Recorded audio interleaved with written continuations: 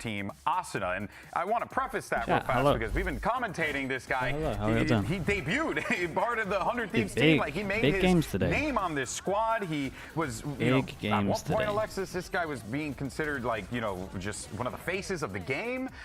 And now here he is, and he's been in multiple iterations of 100 Thieves, and it does feel like it's the same song and the same dance. Asuna at one point was considered one of the best duelists in the world, and I think he's still considered a really solid player, and now he has to take on the role of being the anchor of the team and being the veteran, and I think that's a new role for him. Obviously, he's been with the team for a long time, but VLR, thank you so much for the prime, dude. I appreciate that. Thank you. River Wrote as well with the prime. Thank you so much, dude.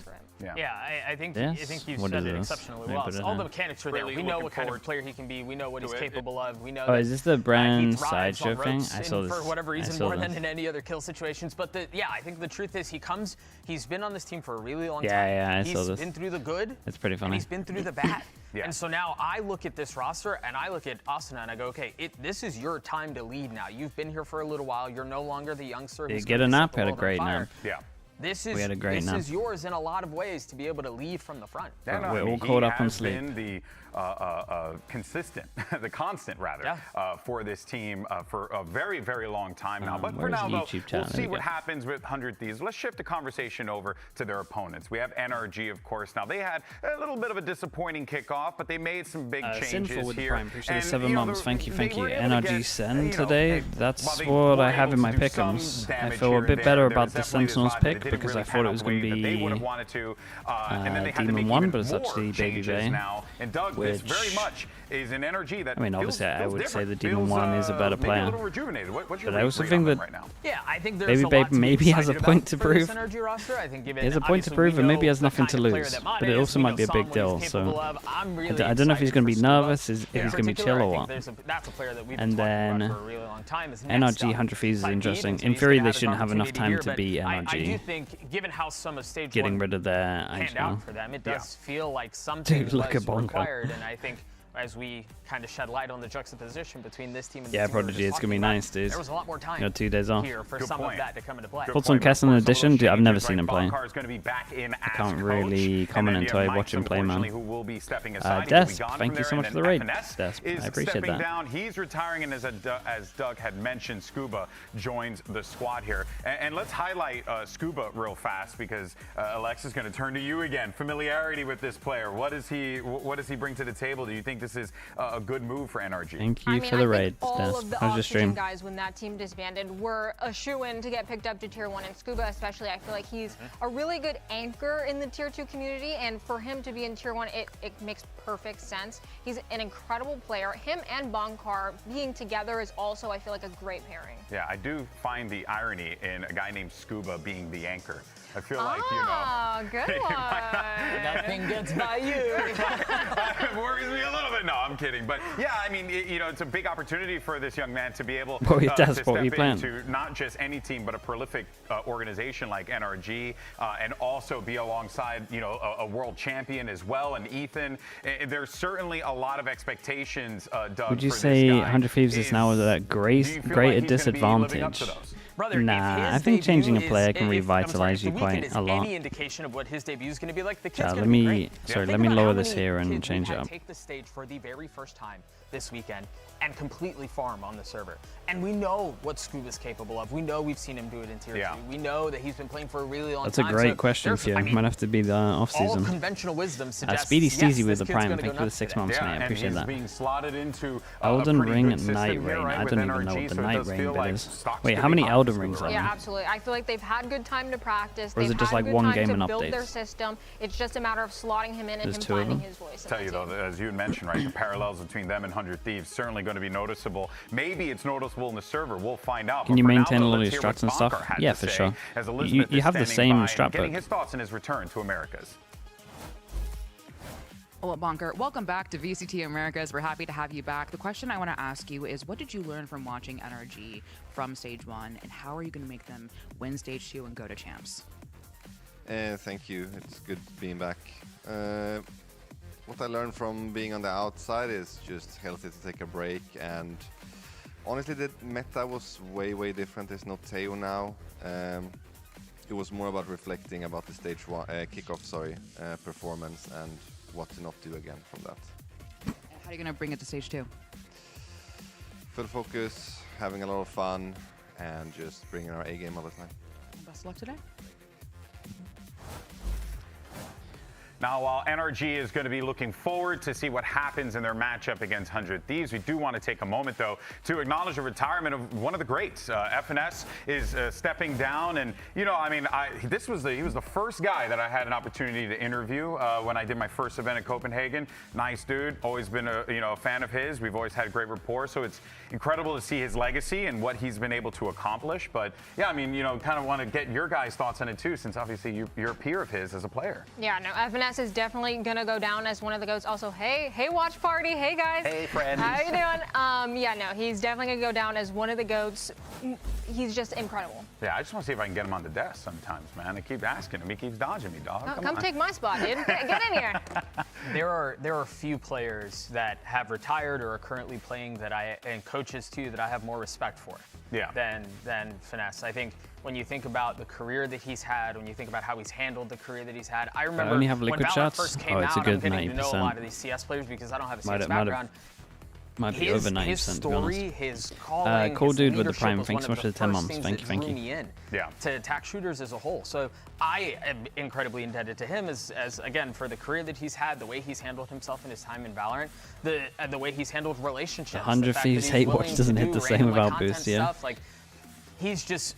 That's true. They're all kind of likable guys. Not saying that he wasn't, but he and definitely played the villain role a little bit. This is a tough one for us olds who've been around for a little while. Yeah, it's fair. This one hurts, but I'm happy for him. But you know what, though? I mean, he's still going to be involved in this space, right? You know, like his you resume said, stops at 2023. And of course, I mean, you he know, was we out celebrate for an incredible career. 2024. And regardless, we just look forward to seeing what you do next, buddy. So, to be fair to him, congratulations came on back the run, halfway through. We'll see what the future holds. Now, obviously, though, the departure of FNS. It wasn't a great return this year. Change, right, to the game I think it's not this team, as we it's not how he envisioned it, for now sure. that this happens, you but at least they won a tournament in off-season. Right? Ethan's going to be the one technically that's did win. into this role calling. This was he did win something. Tried before, to my recollection, right? Alpha and won with the Prime. Thank you for the 12 the months. way they wanted, Alexis. How does it get better this time around? I mean, Ethan is definitely known as an incredible secondary IGL. I think that him having EU on his side as well, I think is only... Do you think it'll be more of a tandem thing? Yeah, I would assume. I feel like in the past, his solo IGLing maybe wasn't, too much perfect, of it, maybe wasn't up to FNS's standard. What are our predictions today? today? I feel like Ethan is really, really I went talented for in calling, NRG and I and feel G2. like having, players around him that are also very talented will help. Yeah. Yeah, I think there's a lot of pressure on Ethan's shoulders, and it's for a lot of what we were just mentioning. He's done this before. Wait, did I say G2? No, I meant Sentinels. I've already got it wrong. It wasn't the Maybe most we didn't get enough successful. sleep. It wasn't the I was bragging about I think it is also too much sleep. Remember the success that maybe we didn't get this enough. man has had across multiple games. That's right. Right? It's not like How did he's Foxy new to 9 this. doing your It's not like he VFL? hasn't It's a been in great these shoes question. before, and I want to think say we not often good enough forget the pedigree for my standards. that this kid has. And so, yes, was it a find out, rough dude. first outing? Absolutely, but do I also believe that he's learned a tremendous 10.5, amount, 15 points. He played twice. Yes, absolutely. Yeah, but the thing is, though, I'm gonna say not good enough. Both teams are in a position all where I'm they're saying trying is new things out. The issue is that they nearly need half his price to make playoffs. It's very limited room for error in this situation for both still doing squads. right, Because though. we take a look at the 184. points again, and we look. Ooh, look, there it is. 2 points. Oh boy. Top 100. We take top 100. Where's our Still friends over in doable. 100 Thieves? 3 points for them. Meanwhile, you look on the other side. Sentinels sitting We're at not 11. out of it for the first week. MIBR at 7, and then the absolute just gargantuan number of 19 points from G2. They're vibing, man. There's no room for error here, man. G2 have 19 points. Right, which is likely the impetus behind making the changes that they've had, is because they realize the sense of urgency. They realize if they are going to make something happen, it has to be now. And so, yeah, I think there is no lack of urgency in either camp going into today. Well, let's see our predictions and what we have coming up today. Who picked who to win the games? And oh boy, you're in the top 20. Nice, dude. if you watch Plat Chat, this there's only 100 Thieves. This is no sense. A closer game than this. So there's NRG across the board, and a little bit of a different situation there. Yeah, we got some G2 believers. All right, so some baby I definitely believers. made my pred before some things that I've seen on Twitter. But I think it could go either way for both teams, honestly. I feel like they have a lot of changes, but I feel like someone's going to close it out. She did, this is going to be a good one. She did her prediction before Baby Bay. Folks, this is it. We got 4 NA teams about to make their Stage 2 debut. It's all on the line, so let's get the show on the road. VCT America starts right now. I feel like with Baby Bay, when you just take him to coach wise a player, dude, let the guy play fast. Let him at least try and show what he's got before we criticize. At the very least, you gotta give him his space, see what he can do. Stage 2. Elemonster, thanks so much for the 10 months, bro. I appreciate that. It'll be a good game. It's always a tough game versus them. I think we have a decent, rivalry going on right now. Asuna procs his ultimate. Stuns going every which way. It's chaos. Cloak of Elvin, thank you with the Prime as well. Thank you for the 5 months. We played them a lot this year, where kickoff they bested us. Oh, how is nobody finding each other? They're trying to play the tightest angles right now. NRG quickly pick up 4. This is only going to leave Asuna alive. Shorty just to the face. What do I think of Scuba so far, bro? I haven't even seen him play yet. With the roster change that they made, bringing in Scuba should be really good for their team, especially since Scuba has been insane for like 3 to 4 years. Goatski, thanks so much for the Prime. Appreciate the 4 months. They innovate a lot before the season starts. I'm sure they'll come out with new stuff and I mean, I've seen him play in Tier 2, but not on this roster. So we'll be prepared. All right, let's go ahead and bring out your first squad. Welcome to the stage, 100 Thieves. And of course, 100 Thieves with a new look, swapping out Boostio, bringing in Kez from Challengers. A debut for that young man on the stage here, but a great opportunity, Doug, for him to EWC? Dude, I would literally left my house and explored Iceland. Yeah, again, this is a big stage and a big match with big stakes, and much like we were talking about earlier, there's good reason to think that he's going to perform well, given what we've seen throughout Sammy the rest of the with weekend. the 2-1, thank you so much. I think the pressure is what feels so different here. For both of these teams, the runway's so incredibly short. Oh, yeah. Right? You're not afforded an off week. You're not afforded a rough map or two. Like, you can't get away with that. Yeah, these are 2 teams with a lot on the line here and very little room to work notice with. Cass? I don't really keep up with Tier 2 no matter America's one. But let's go ahead Did I get bring COVID? out their No, I don't think opponents. so. I think we avoided it. Honestly, we didn't really interact with many people at all. Maritz with the Prime, thank you for the 13 months. Out without FNS here is certainly going to feel a little odd What's there to explore in Iceland? Dude, it's nice. On this roster, but it is going to be very refreshing to see this squad take to the server. And Alexis really put to task the stuff that they've been working on in the middle, in between Stage 1 and Stage 2. I think the expectations are definitely high for this team, and also heights high with Mata on the roster as well. Oh yeah, we haven't even talked about Mata, man. The dude's a beast. No, he's incredible. Ever since the Shopify days, he has been owning, so I think that this would be a good time for him to shine and show what he's got. I wouldn't even go as far as say it's probably one of my favorite iterations of NRG, because I feel like you have 5 really, really strong players. I mean, I'm not as familiar with Scuba, but of course I trust your analysis one of the best natures in EU. I mean, yeah, it reminded me of like a baby New Zealand. A reliable hand for this team. Ethan, a freaking world champion, right? Brock and Mata, like you got some like New Zealand mixed with Scotland. Here's your series layout. You got Bind and Sunset, and then if necessary, we'll be going to the new addition to Valorant. It's Corrode as your map 3. Alexis, what is your read on the Sunset, the 12th? Off-rip, I'm looking at the Corrode, and I understand NRG's plan of attack going into it, because they know 100 Thieves hasn't had a lot of time to practice, so it makes sense that they would want to pick Corrode into this team.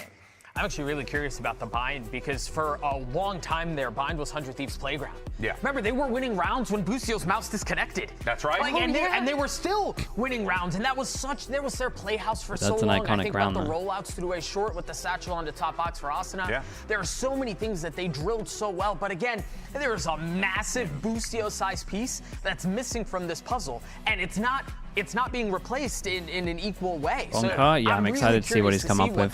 He's had a lot of time. Think about Asuna's raise on this map and how many times he had found so much success there. Cool but here we go now, and we're going to get Asuna back on that double duelist setup. They're going to be running Cryo on the Yoru and Alexis. I mean, this very much feels like a good play, right? You're going to run double duelist, double smoke. Seems like they're opting for the double duel. Yeah, seems pretty classic for 100 Thieves. Asuna on the raise is so absolutely it's a disgusting. So it makes perfect sense that they would want to go that route. KO, you're on the other side here, instead you end up going with double controller out of this one, and you have Mata on the Raze. Doug, are you looking forward to seeing anything here on the NRG side? Yeah, I think Mata's Raze is it's a head I would always rather have a Yor. North America by storm, and we know what the value is in that. I'm messing heavy with this double controller comp on mine. I really like what they're recently where the KO util was honestly insane, but it wasn't insane. Send it over to your casters. Make some noise for the always measured and calm Bren and Sideshow. So calm, so measured, always. KO or Gecko?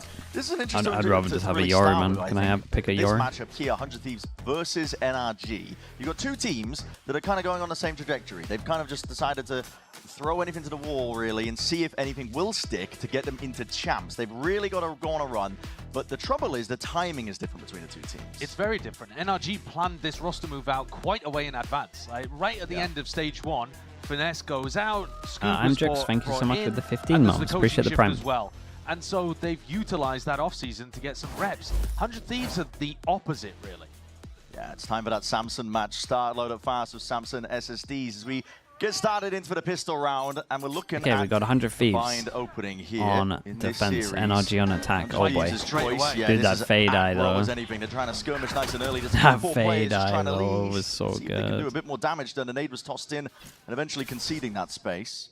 No fast reaction from NRG down short. That's what you would expect the call to be, which is exactly why Xander was there. I'm surprised Mata didn't want to nade with the info that they got. But I guess he was a little bit too scared of this, so he missed his window. Mata prodding towards Hookah, but the main body of NRG is still working their way slowly down. And he's going to be the lone player to try and hold them back. It's a good first shot from him.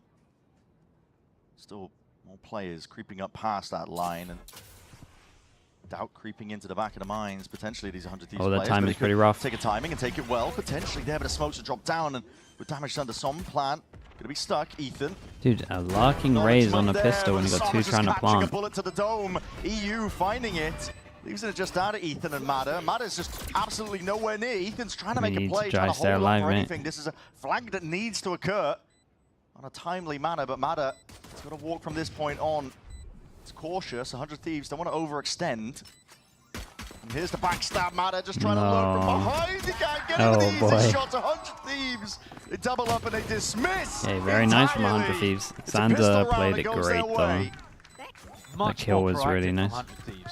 Defining the tempo right from the off. Not sure about the pistol strat for NRG. I like the beginning.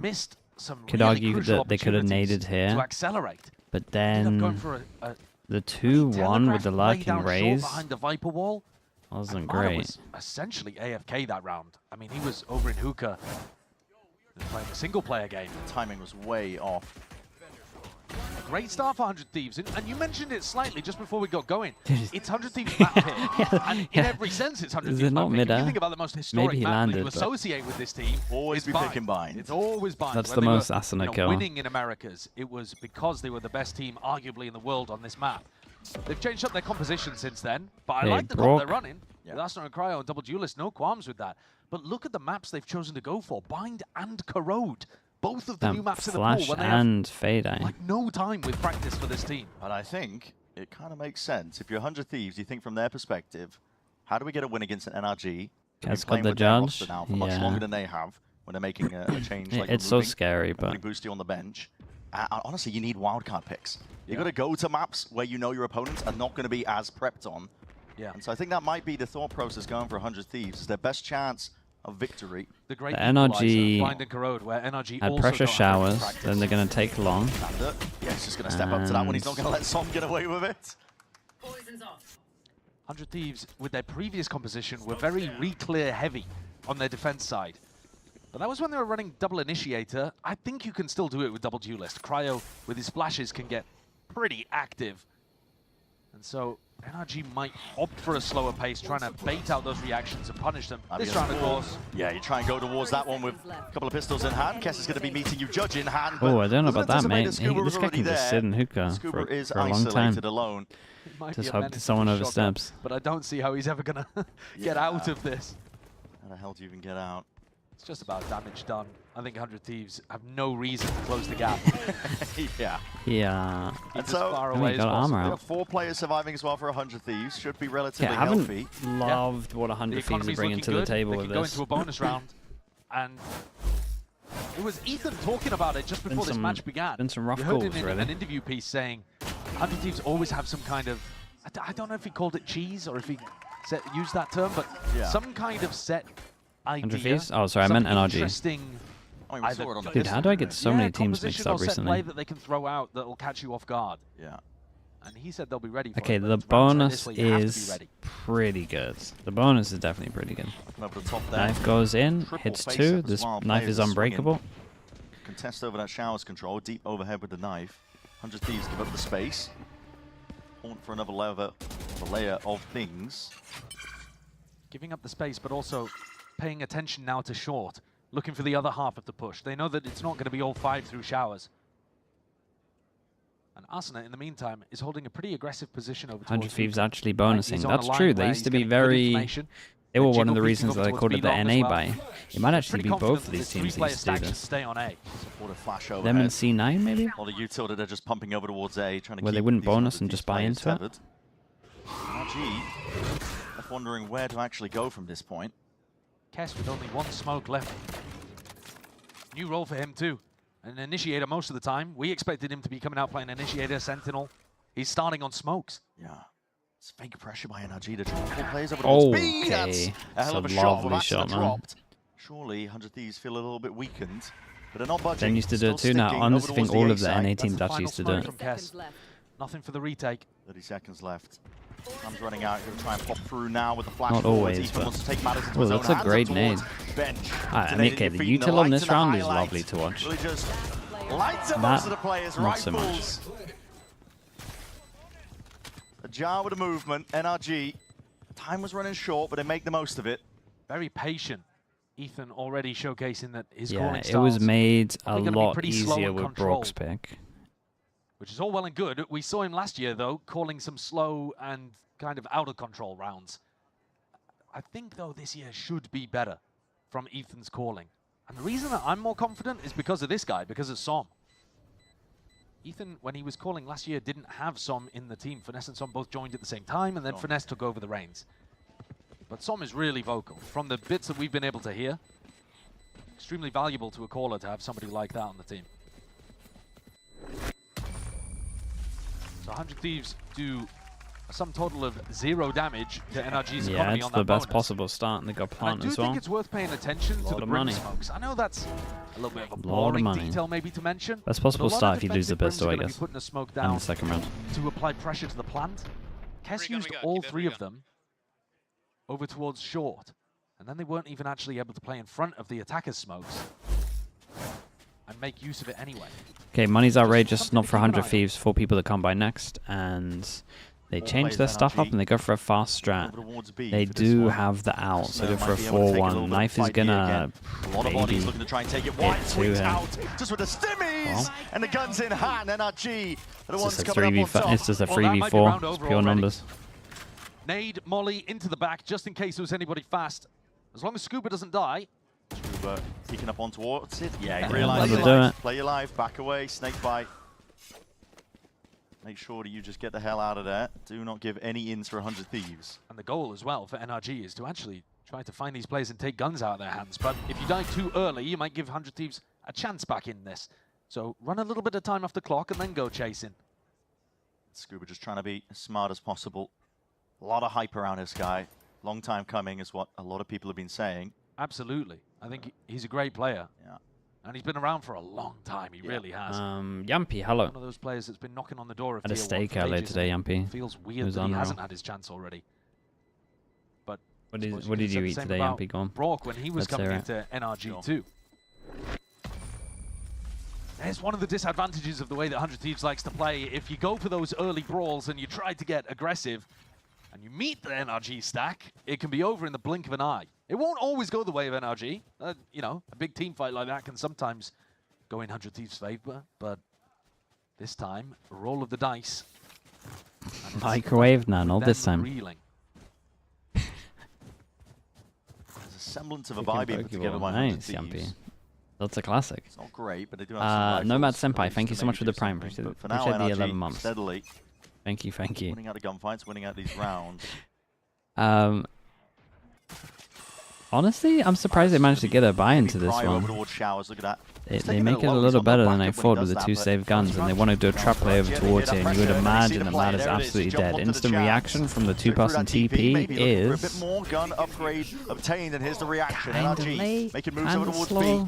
A scurry with a footstep, that's going to be heard across the board. 100 Thieves let's see what Xander can do. To supplement and help out Xander. Xander's got to do it all alone now. Oh boy, Prowler didn't check it. Feeling that pressure mounting on top of him there with the rifle. It's not too bad though. NRG did alright here. It's kind of doable. Brook might have to pop off.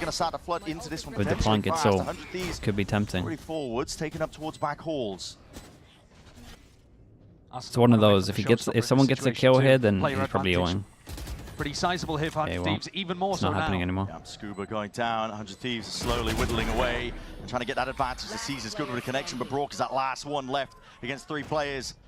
Unknowns circling around him. Very nice from 100 Thieves. Didn't really know where the action was coming from. Like the name from Asuna as well. Sound cues cut away. Some chip damage. So 100 Thieves showing signs of life. They're not just going to be winning the pistol and be done with it. Yeah, pretty good from them as well. They changed it up. Pretty proactive on defense. Value there from Xander to just get his one, slow things down, but it's this shower crunch that really makes the difference. That's how it happens. What a kill onto Scuba. The wall bang. Might as well go for that kind of stuff. See if you can get some free damage done. But 100 Thieves are super comfortable on this map, even though they haven't had as much practice with this team. Still putting together plays like that. 2 people gone by. And strong ults. 0 kills, which explains the difference. Strong ults that can kind of retake and gamble if they want here. And 100 Thieves with some large tools to work with. Not the kind of round where you want to be doing something flash in the corner so you can swing. People have been doing this a lot recently. Fade eye over towards showers, doesn't get shot. Free. Pretty easy question mark. That's the benefit of the Yoru though, is that Cryo can be almost everywhere at once. Nightfall. Oh, everyone from 100 Thieves is playing back. It's not hitting anyone. EU trying to hold this one towards the back of it. At least that shower's control. Knife hit 2, so they kind of think 2 super. 2 stray shots battered forward. 2 lamps, There's no real issue here. Kess is just dominating the angles out towards it. Players moving in front of him though. Shotguns does not do the job. Showstopper over the top. It's chaos. Anarchy. 100 Thieves trying to thrive. No way, really? That's a 2v4. Very resilient from Brook and Scuba. Yeah, there. Brook's done insane, going bro. Into the meat grinder. Kess caught a timing. Scuba came through. I think has secured the round. Xander worried because he hasn't had the plan go down. They're going to be ending B. And really owned it. They have no idea he's going to be this close, and he's going to get into this corner. Their faces. They're going to be jumping straight into the maw. Straight into the maw. Xander has brought it to that 1v1. Spraying them down. 1 bullet left. Has to commit to the reload now. He's put a stop to it.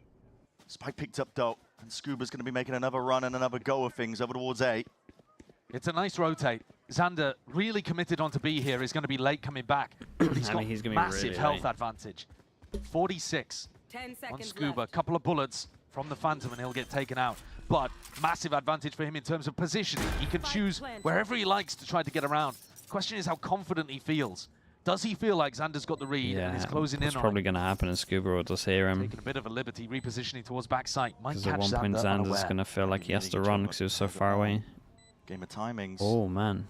Both players questioning. Knives are out. But Guns is what's going to win you the fight. Looking good. Here, back to the wall, into the corner. Scuba just tucked tight with the barrel.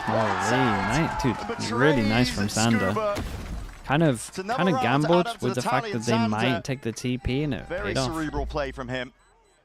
Much slower. Do you want to see interesting about NRG? This round really reminded me of the old 2024 NRG before FNS came back in, where they would do like so that position might look a little bit of fake pressure, like a flash, and just hope that it's a question mark created, and then just hit the other side. Like that's what they would do all the time. Oh, sorry. Pardon me, it looked like NRG had taken it. The only reason it was close was just because Brook fragged out. Xander really smart, realizing that the plant hadn't gone through on A and putting himself in a spot to be able to defend B. Same IGR, yeah, that's what I'm talking about. It. Red Bull clutch. That is definitely like his style of calling for sure. Timeout out of Just NRG. first 5 seconds, like a flash over here, like a knife here, and then they believe that that's enough to then hit the other site. It's a 2-round lead. They're looking to ice I them just out. don't think that works these days, really. Doesn't go any further. First tack timeout where Bonker gets to have some input in quite a while, isn't it? Haven't seen him in the coaching booth for NRG. A very weird situation throughout this year in terms of the coach rotation. And picked up, dropped, picked up again. Very odd indeed. But NRG have got to hope that they've made the right decisions towards the end of this year. As the 100 Thieves, both teams taking a gamble. It is entirely possible no, not we'll really. look back on some of these roster moves and think, wow, what a disaster. But you've got to respect the thought process in the sense of Can you elaborate where that style fell off? I mean, people just don't over-rotate anymore. Probably make the grand finals of stage 2. It would work in. It would probably work up until 2022, maybe even 2023. Teams just got too smart, man. Held down. No one over-rotates anymore, really. Not unless the util's actually like convincing. Knife overhead. So we'll have to respect that. Zach was actually very alone there in short. If NRG had been going for some kind of fast short pressure, could have easily been caught, but NRG are conditioning this slow pace to their game. It's a really interesting pit. Showers control is there for now. NRG could choose to go around. I also will say that definitely doesn't really work against a Yoru. Alter their own. Scuba. Like if you go fast against a Yoru, you have to expect you're gonna hit 3. Because they've got this jiggle peak for information down into Fountain. And until NRG start pushing play 3 every round. I mean, that's kind of just how you play the map. This A site is going to be difficult at the beginning. to crack. Time is starting to dwindle. The 50 seconds mark. NRG trying to pressure over towards B. Prowler. At least you want to do something proactive. Just going to layer it down with the smoke. Dodges in a knife. But all of this is just to try to pull rotates over towards the B site. You look at these players secured in showers, and you can see what Ethan is calling. Okay, this was the a little better. Is designed to pull players, and it hasn't. In fact, they at least played so slow that if they did gamble over towards B with the Yoru, that his TP would be gone. But yeah, they're gonna. I mean, this should be freebies. The skirmish to take place, and there with the decay damage, it's all done and said there with a rifle. Yeah, he pushes through, got the 1 HP. That's easy for us. Wants to defend this one right at the choke point, and time fully against them now. Spike irretrievable. NRG, for all that working of the map, unable to get anything going. 100 Thieves have got a complete lead. Basically every one of these rounds. I will say, yeah, 100 Thieves are kind of all over them. This one they had 4 on site. I'm not sure if there's a single piece of util that they're reading that's through the Viper. You can force through, but I think it's like situational of what util or ults you have. In those situations, this one's a freebie, man. Saw EU and Kess read it almost immediately. Yeah. There was no real pressure coming towards them on B. Okay, another big round. They have the eco if they lose this round, unless they kind of get a plant, then they could force something. Jump spot goes out, 2 on radar. Baydai goes out. This guy's taking his TP, surely. No defense there. Prowler's going to be broken. No Xanders. Yeah, switch up in terms of TP goes in, 3 on site. This time, bodies behind the B defaults, and Cryo does decide to take his gate crash. This is a little nicer from NRG. There's a lot of pressure here. They're like actually forcibly trying to take long on hookah with numbers, and then at the same time we got a lot of space once they kind of having resistance here. The re-clear? Flash goes in, re-clear. They heard the flash. They know they've re-cleared this. They know they're up against a Yoru. As fast as possible. Super proactive, and also Scuba not being particularly proactive over here. Smoke in your face though. Trying to brute force their way through this one now. The tempo increases. Scored 4. Dude, that's nice from Mata. The popping's really good. Still adjustment by Kess. Great shot from him. For the trade is online, and Mata built his way up to that ultimate now. Plan from Ethan. It was a much better default from them. Scuba did great. 100 Thieves got to work with just 3 players now to try and make a move at the retake. Very tough one. Yeah. Mata still with a showstopper. How do you get through that? Doubled up as well in lamps. Doubled up, side by side. Satchel over. Asuna Shorty trying to clear this one, but he is alone, just trying to take this fight out. Spots are 2. Spots 2. Doesn't really want any part of this one still, but time is ticking, and at some point, 100 Thieves need to make a play towards it. Tap from Cryo, forcing out the nade to fight as well. That Asuna's just not that's unlucky. What's the HPs on that? 4 and 26. Down to barely anything, but the time again is against them. It's too slow going from 100 Thieves, and Cryo, decent go. But that's all it'll be. Yeah. This was a nice run to watch from everyone. It's a fast replay from 100 Thieves to find the Euro flash.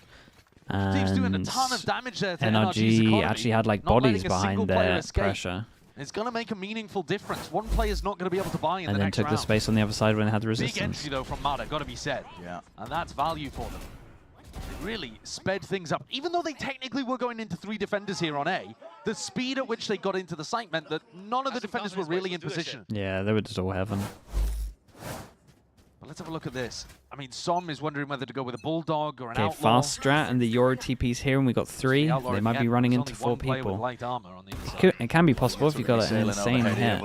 This is going to be pressure coming forwards and through with that knife against the wall. And a showstopper joins it. Mada just lighting them up now. Dimensional drift offloaded with that. Wild. It's a lot of ults, You're picking out these players, and Kess has handed almost a freebie EU forwards. No sound cues. Really, first of all, really nice from EU. Love that he actually followed the Euro all up instantly. There's a world where NRG are pretty wrecked money-wise. Win one, lose the next. Yeah, they're still going fast into Euro. Any kind of fast and 100 Thieves kind of have a lot of reads. They really do. Slightly delayed off barrier, not an instant A-pop, but pretty much. Yeah, where did NRG come in EWC? Because NRG have just been going slowly every other time, and this one fails. Every ult unloaded. Top 8 now. Forced down onto Nico. Had a well finally going dry. Fast plays again. NRG not messing around. That's a TP forwards. EU is alone doing this. Hello, there needs to be some backup to try and at least defend that rifle from potentially being an issue. Orbital strike was even offloaded. Kess looking to try and support. He's forwards though. He needs some help. Locked out and alone. No one over towards the A site. This is 100 Thieves gearing up for a scrap. Could get messy. Whole of their team just isolated over towards this one area of the map because the spike dropped down in their laps. They committed so heavily to this one though in the anti-eco. It's sending 2 people through the teleport, using the Brim ultimate as well. Yeah, I mean, feels a little bit like they might have lost track of NRG's economy and thought this was a rifle round. But nevertheless, it does look kind of wrapped up. What did they buy? For the ult orbs, might have thought they were going to force it. The horn, he can open the door up. Yeah, he could do. It's fading away. They want to take it even before that timing is allowed. Yeah, I do like how proactive 100 Thieves defense is right now. I know he's going to pick up a gun. Play with, but he's going to do a lot from this spot. And listen, doesn't know really where they're hiding. Stimmy down. Spikes in your laps. Very realistic that there's no danger at all. I mean, he could just stay alive and keep the gun if he wanted. Try to. Asuna's going to do the same thing, I think. Yeah, I mean, he's running around right now. He's trying to keep the gun here. Around the world strat. Yep. Go on. Being pre-aimed. Is he going for it? Is he going to throw through? Yeah, some spam fast. Just going to send it. Door opens. Cryo was sharp enough. Okay, very, very nice. Yeah, again, I like how proactive 100 Thieves are. So we spoke about it earlier, right? When they create the question mark over towards B, insta-clear of this one. I do think though they might in this situation here, they're trying to swing out before they, especially once they lost info around the map. When you're the team with guns, the other has not. Especially when you consider the Brim ult being used. But fair play. Listen, they're up 7-3. 100 Thieves in the ascendancy, but now ults very much in favor of NRG. How does Ethan call around this one? Because they need this round desperately. Yeah, I mean they got so many ults here that they should just win this round. Time to use everything. Big ults to use. Bit of a jump spot, stray bullets. Other side here, Kess is not lacking in confidence. Doubled up, 100 Thieves. I feel like there's potentially just the one, but a nightfall. Fade all hits too. Down, and these players are just dropped, chopped down on the knees. Kess is going to do a lot from that spot again towards the back of the side. Asuna defends alongside it. Snake bite up and over, but there's a seize to really just mix in. It's a Falcon. Great flash, but they both turned it. They saw it so early. Biding their time, trying to slow this one down. It's nothing just Scuba and even to do it all. Oh, and Scuba just unleashing the pit. He's got a TP, that's really available in the back pocket. been given that window at least with the curtain up, and he can make a bit of a mad dash and a scurry over towards B, but he's still going to try and take this one at a player disadvantage. I like the double up push behind. Got to win this one by repositioning smartly. You're expecting them to go First of all, it comes down to getting the read on where Xander and Asuna even are.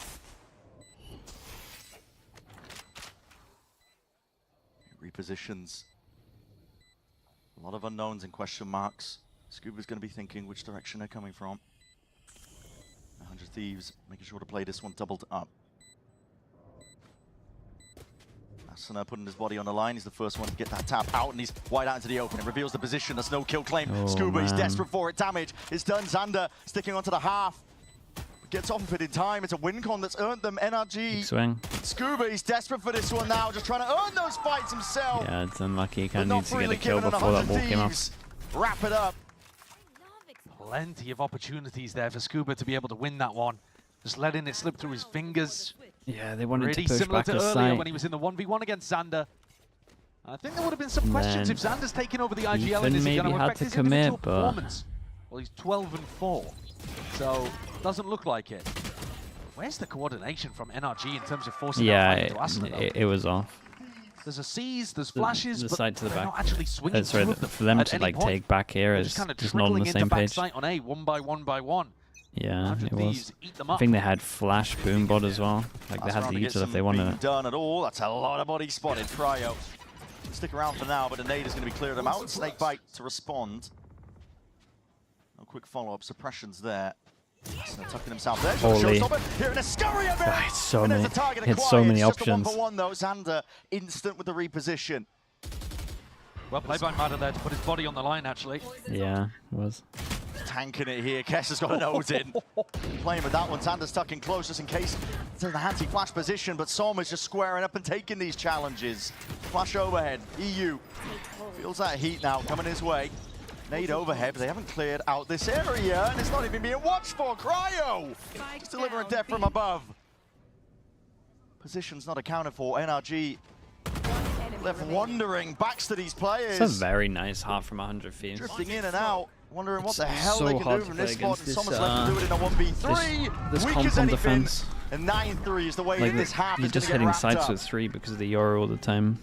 It's been gambles, All smart, the strategic TPs, gambles pathing's from like really 100 good. Thieves in terms It's of such fast changing their rotates. roster. They played the Yoru really well as well. They haven't had much practice, but honestly, with this defense half, you wouldn't be able to tell that much. No, they were great, and the calling was nice. They were very proactive. They look pretty sharp with their aim. Xander and EU, 23 kills to 10 deaths between them. It's unreal from them, really. Hyper proactive from 100 Thieves. It's led them well, and we'll see. Why'd you play KO instead of the Sky and the Gecko? It might be a bit of comfort. The real question is why are you playing KO instead of a Yoru, to be honest, mate? I know what you're thinking. Total glow up. Yoru just gives you too much these days. Fine, I'll spill. Did to play another flash initiator. Verizon. Everyone gets a free phone with any plan, even if you're already a customer, like me. Now I think Waylay Yoru could work on this map. Squad in my pocket. Gemini, what eye makeup goes with this lipstick? I'd suggest a classic cat eye. Wow. You just want 100 Thieves comp and then you put the... Sure, it would work fine. I still think the Raze is a little bit better, but you could maybe hold choke points a bit better with what you're saying.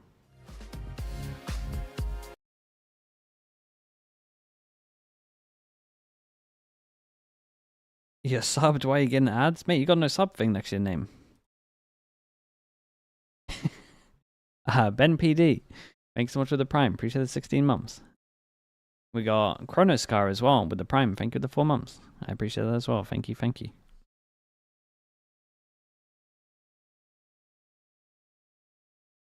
BC Sugars with the tier 1. Thank you for the 17 months. Thank you, thank you. You got caught? Yeah, man. You really did. Alicia Girl with the Prime as well. Thank you so much for the 2 months. Thank you, thank you.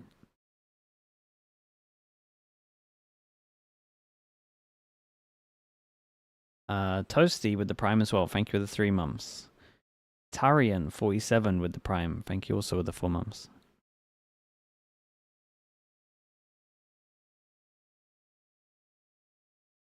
Of course, man. I appreciate that. been unreal. Arc1 as well. Thank you so much for the Prime as well. Thank you for the 11 months. Thank you for all the subs, guys. Tamil as well with the 16 months. Thank you for doing that. They barely had any time to practice or put anything together. And compared to NRG, I think a lot of people were expecting very good things, honestly. Realistically, this team is stacked with talent.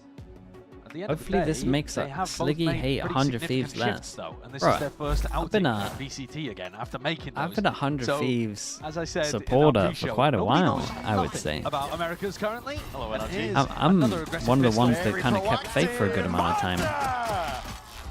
I lost hope when they kind of weren't going to win stuff. Blink of an eye. Pistol round. That was a fast pistol.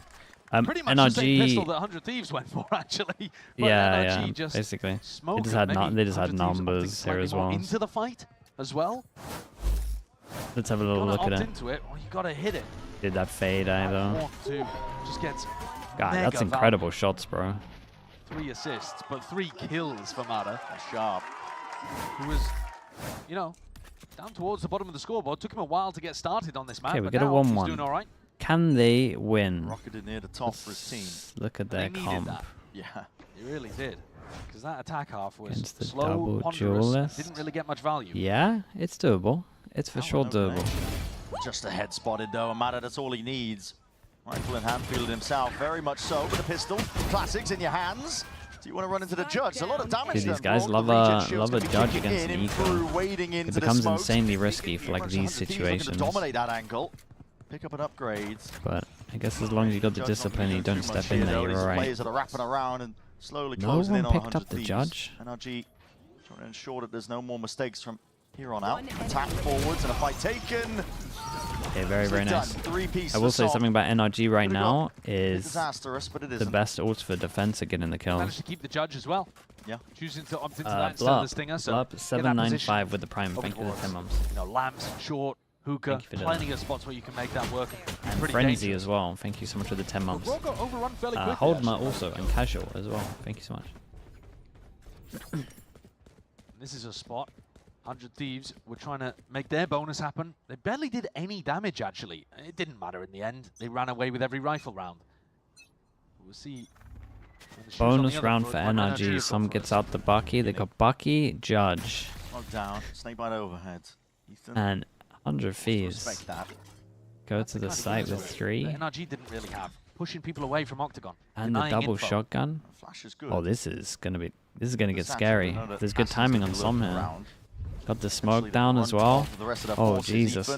Stray shots, Bucky. Some might be about Bucky's sick here. And rain down death here, Bucky. My God, Ethan. That's unlucky, bro. What damage did he do on that first one? Was it on Asuna? 19? There's a lot of damage. Kess and Asuna are really weak off the back of that one.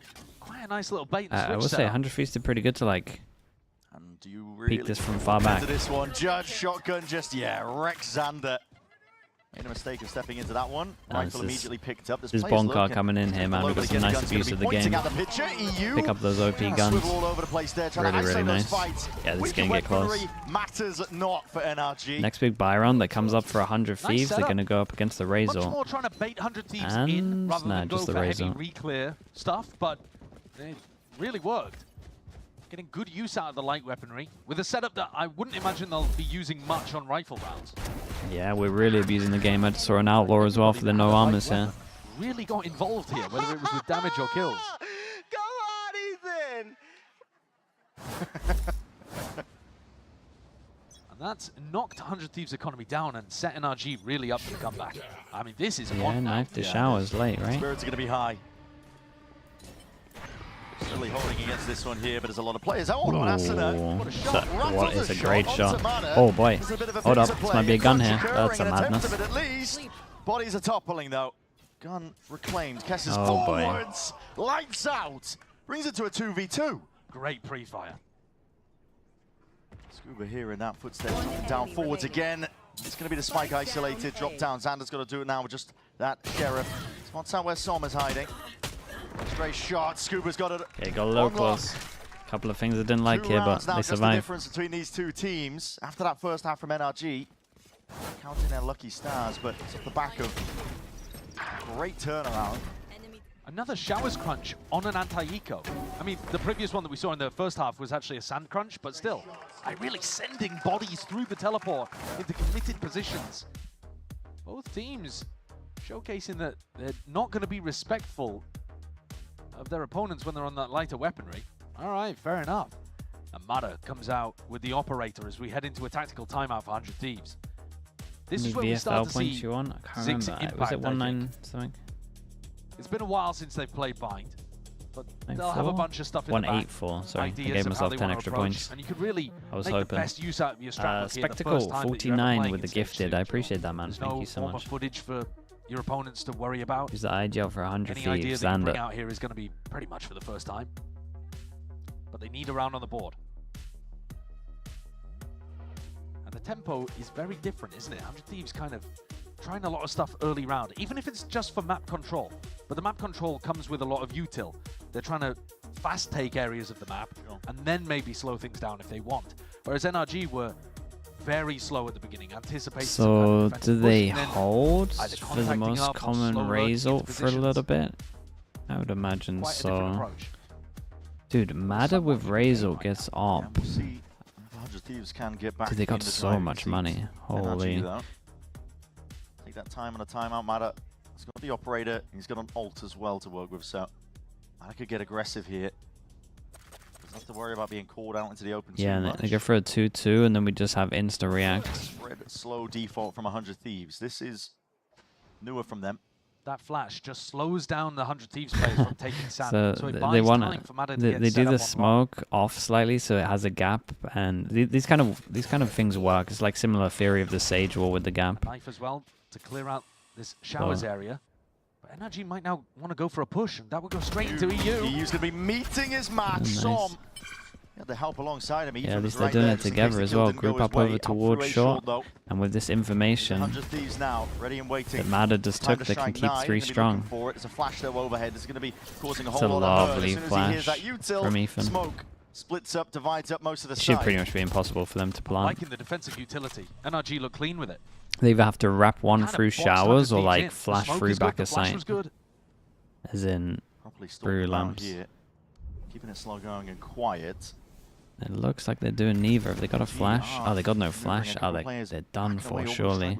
I like this. They smoke off showers and they try and crunch back of sight. Up forward, straight into the crossfire. It's a pretty cool idea. Monstrous with that shot. Ethan's going to reveal his hand anyway. Straight there towards the side with a nade out wide. Cryo just hunts him down. Heads are rolling now.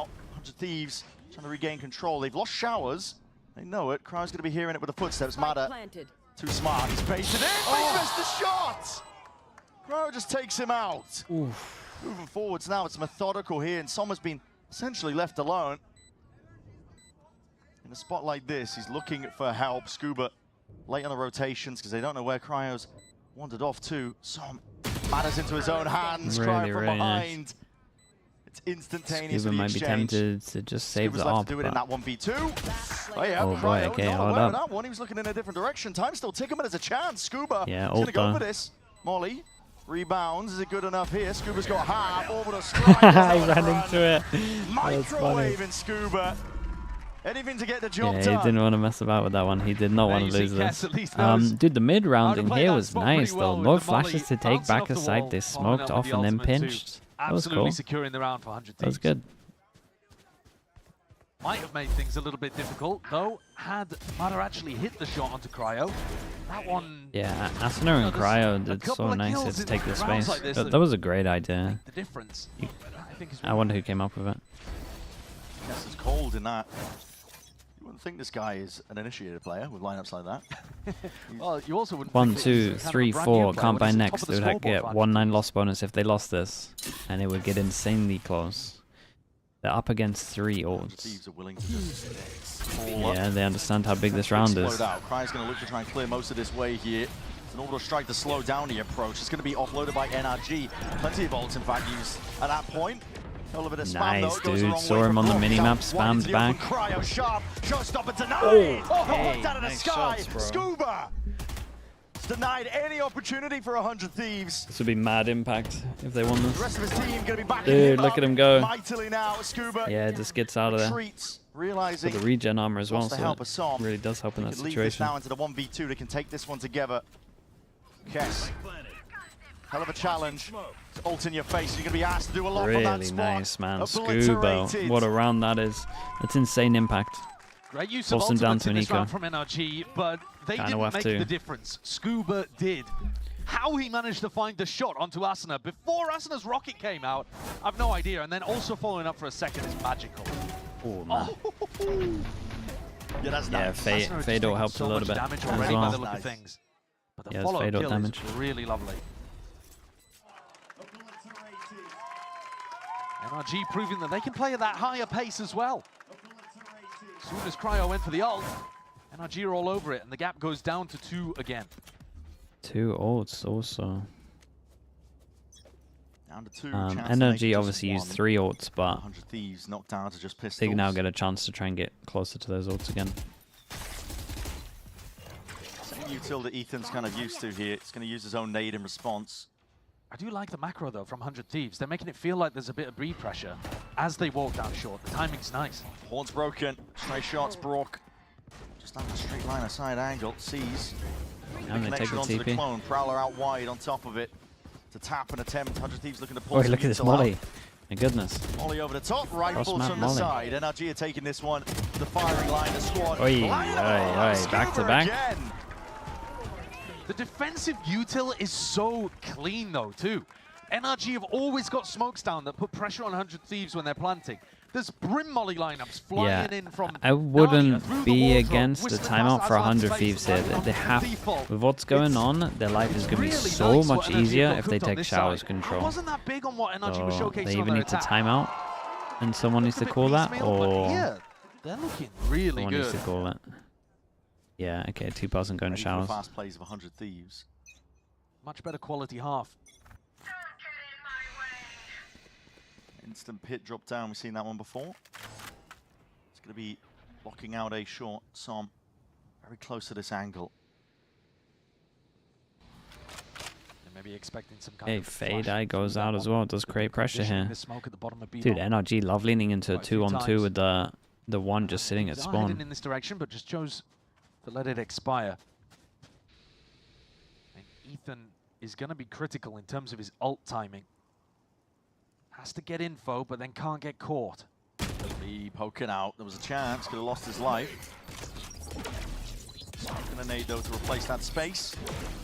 2 stray shots as well. And Knife's going to be getting good info. There it is. 4 players spotted. That's the ult. Expended. No command down. He's going to be dropped down to his knees. Give it a bit of info, though, and time has been poured as well. With that Molly dropped down. Oh, double. I mean, they're just going to TP back. For a pivot, but EU's got to do this alone here. Horn dealt with. Second player as well. Hot on his heels. Jumping away at him. 100 Thieves. Make it chaotic, make it scrappy. 3 pass and Eventually go for the TP, full then he pivot stuck around because he towards knew someone would try to go for res. 4v2 as well. With a pit, difficult to lose. They have so much money that they should just try to do damage. To make a play for this one. The money is good at the end of the day. The TP, yeah, they made it really easy for 100 Thieves to mid round this. Thieves, but at this point they might make a go for things at least. Maybe they were hoping that they'd all take the TP and that they could fish out a res. player, makes it winnable. Especially if it's Xander. TPs. Ethan, he definitely, you could tell with how he was playing, Ethan thought there was like should have this one 1 pass and creating pressure and not actually 4. Drifting around now, but as that time, just drifts down closer. Beautiful work from Kess. Not feeling the nerves at all on this big stage. No, he has been impressive mechanically. I wasn't familiar with the guy particularly, but everybody I talked to was praising his stats are really good, yeah. And if you didn't get a chance to hear from 100 Thieves, they said that originally ult there. I mean, if they lose the rounds, that's the eco. A short-term substitution for Talk about the Viper bit, yeah. Look towards Kess, liked how he played, decided to bring him back in now when they had a vacancy in the roster. But take a look at the ultimates. Basically nothing online. Maybe a chance that you could get Kess's ult up. Talk about the KO. I mean, he's hoping they don't force through the smoke. But otherwise, this is just going to be a pretty raw round. 100 Thieves with a chance to get up to map point. Okay, I like this from NRG though. They realized that they took shower control easy with 1 Fade Eye, so this time they're actually shooting it as well. Make sure they have to use a little bit more util. Convinced that there's going to be some aggression around this B long smoke. And ever since we said that 100 Thieves actually need to create pressure over towards showers, they're making sure that they are.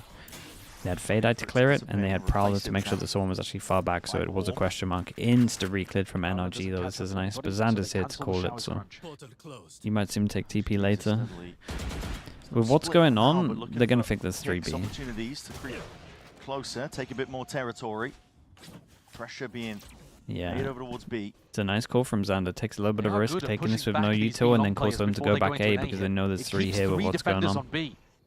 A lot of pressure now for Mada and Som to deal with. Xander's calling's been kind of nice. Just spotted onto the shoulder, rattled with the shots.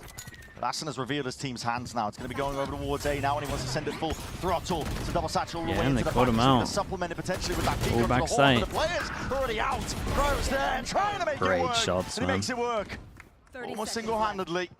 Wrapping around from behind. Ethan could absolutely be playing. Big flash for him as well. Matters out. Lights out for EU. Cryo still answering back.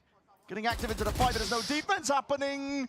And even had a chance to really just deny. Cryo, you're back to it all. NRG. Big rounds, man. Come on top. This is a big round from Ethan, really. Make it just a 1-round difference. 100 Thieves got scrambled there. Their brains turned into an omelette, a mess in the pan. The beginning of the round was really good. NRG were everywhere. They were flooding into backside quicker than Asuna was expecting. And Ethan is in showers already.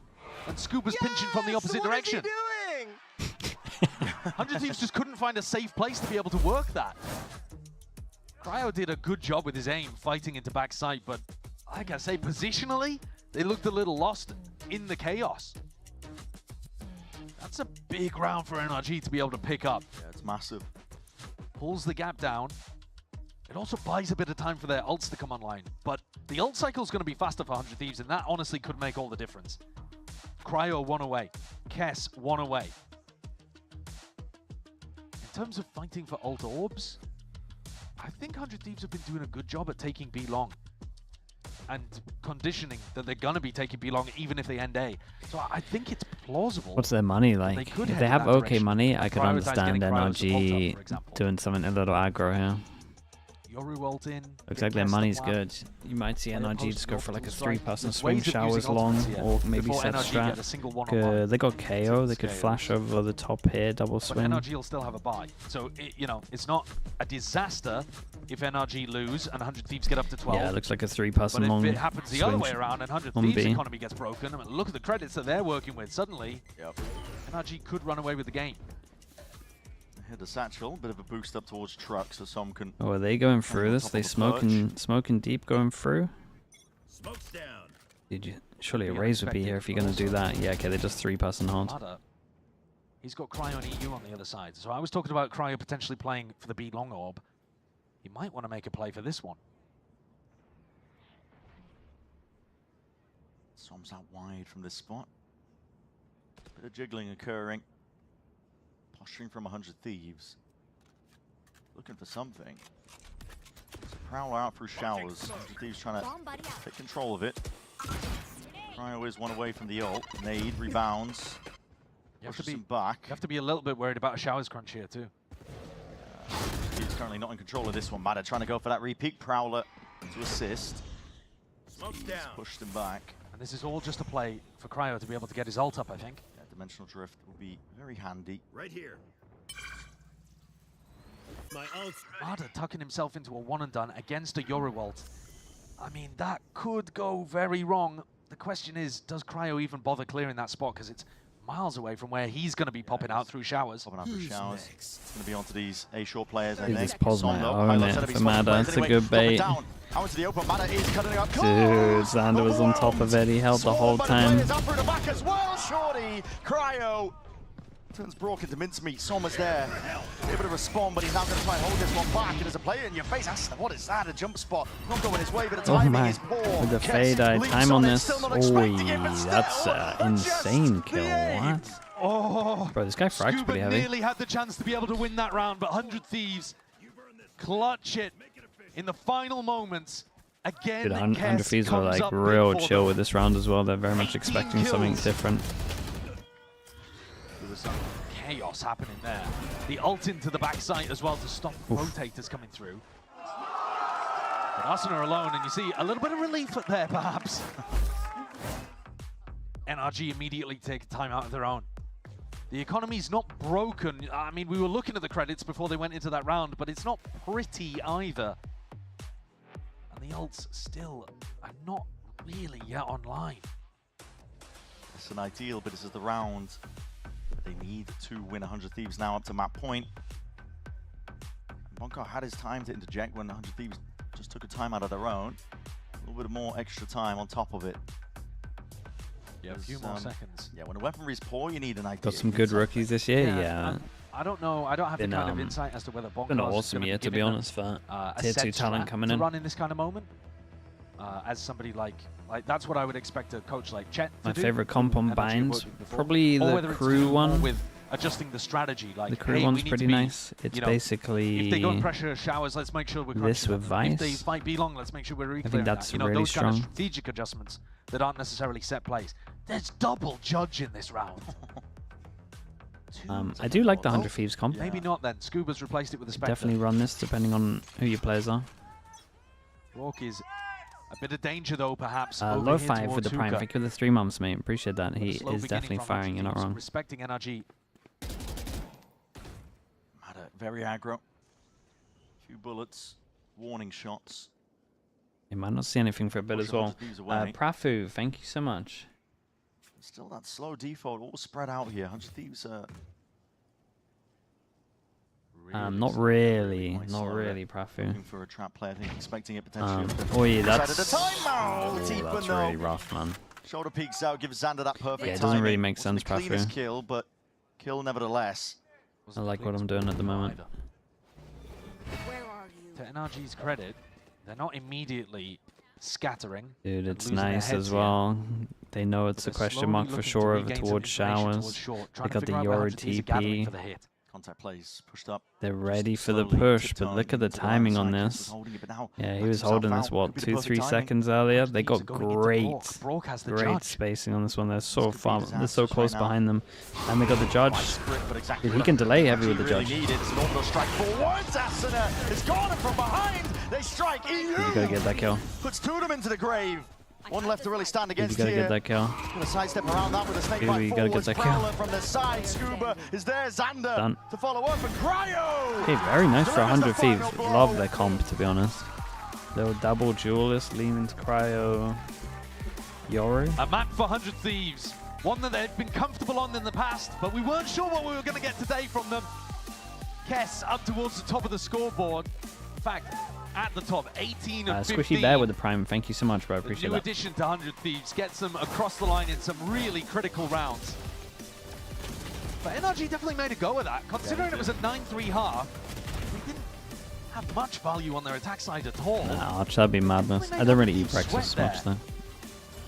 It's so difficult to know what the hell we're going to get from this series, especially with the decider being Corrode. Yeah, we don't know. But we really don't know. A bit more comfortable territory as Sunset coming up. Nobody knows anything though here. No, we really don't. NRG could have been putting a lot of eggs into that basket, but we'll find out on the other side of this. We'll be back just shortly.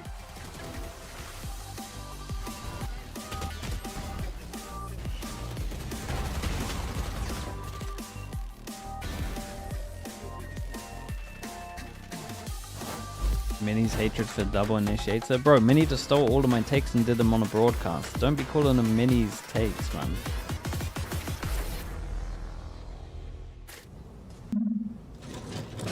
Remember who was providing you the stats from Toronto to begin with.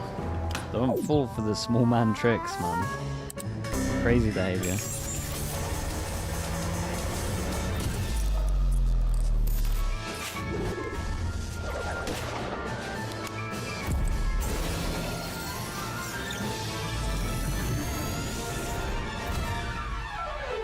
Okay, I'll be back in a bit.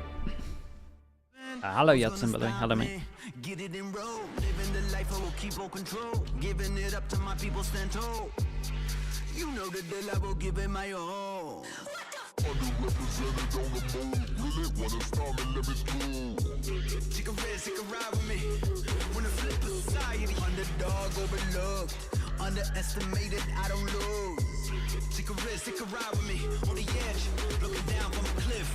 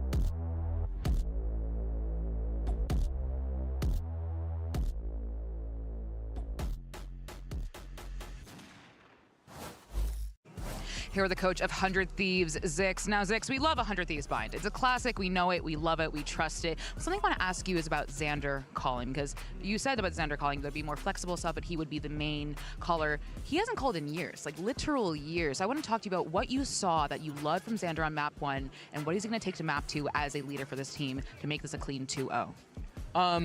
I think it's like interesting because his calling style is like largely from the calling that he did on like M80 or like past teams that he's been on. So it's like I think people don't really understand fully the amount of changes we're definitely going through right now, because it's Xander does straight up have a different calling style to Boosty. But it's definitely good. It's been solid. I mean, obviously attack half we ended up getting bonus along with losing our pistol immediately, so not really his fault. I would say a lot of that just comes down to stuff that we can fix over time, and definitely think that he adapted well throughout the half. Had a few timeouts to just talk with him, give him some time to think about it. But yeah, overall, very solid. Well, best luck on map 2. And 100 Thieves looking good as they start things off here against NRG 1-0, getting their map pick win on Bind. Welcome back, everyone. Golden Boy along with Alexis as well as Doug. And well, let's just jump right into this here, because one of the things we were highlighting early on here was how the rookies are going to be performing in this one. And you know what, Alexis, I'll definitely say that it felt like they were, in the first half, maybe a little slower. Second half, certainly carrying their weight. Yeah, they definitely had a slower start. Not super bad, but a slow start. And I feel like maybe that's just them getting on stage and feeling it out and getting used to the stage setups. But towards the end of the half, I think they might have both been top ranking. They were both doing really well. Yeah, we were seeing a lot of great plays across the board, Doug, from the rookies here. But it does feel like they're easing into this one, like what we were talking about just now. Yeah, a little bit of adjustment period, as you would expect at the beginning. I think Kess in particular had some spectacular rounds in the second half, just when it felt like NRG was starting to claw back into it, and they had a snowball going. There were a couple of rounds that were 1v2s, 1v3s that he was able to put up to close the round for NRG, or for 100 Thieves, excuse me, and that obviously works out quite nicely when you're up 9-3 at half, and you only need to win a couple to close out a map. Yeah, but what is also great, too, is when you have your reliable hands also stepping up and just giving you the wins where you need it, Doug. And that's essentially where EU and Xander kind of come into the fold here, showing why there's such forces to be reckoned with, especially now with Xander, as we heard from Coach Zix, in that role now as the IGL.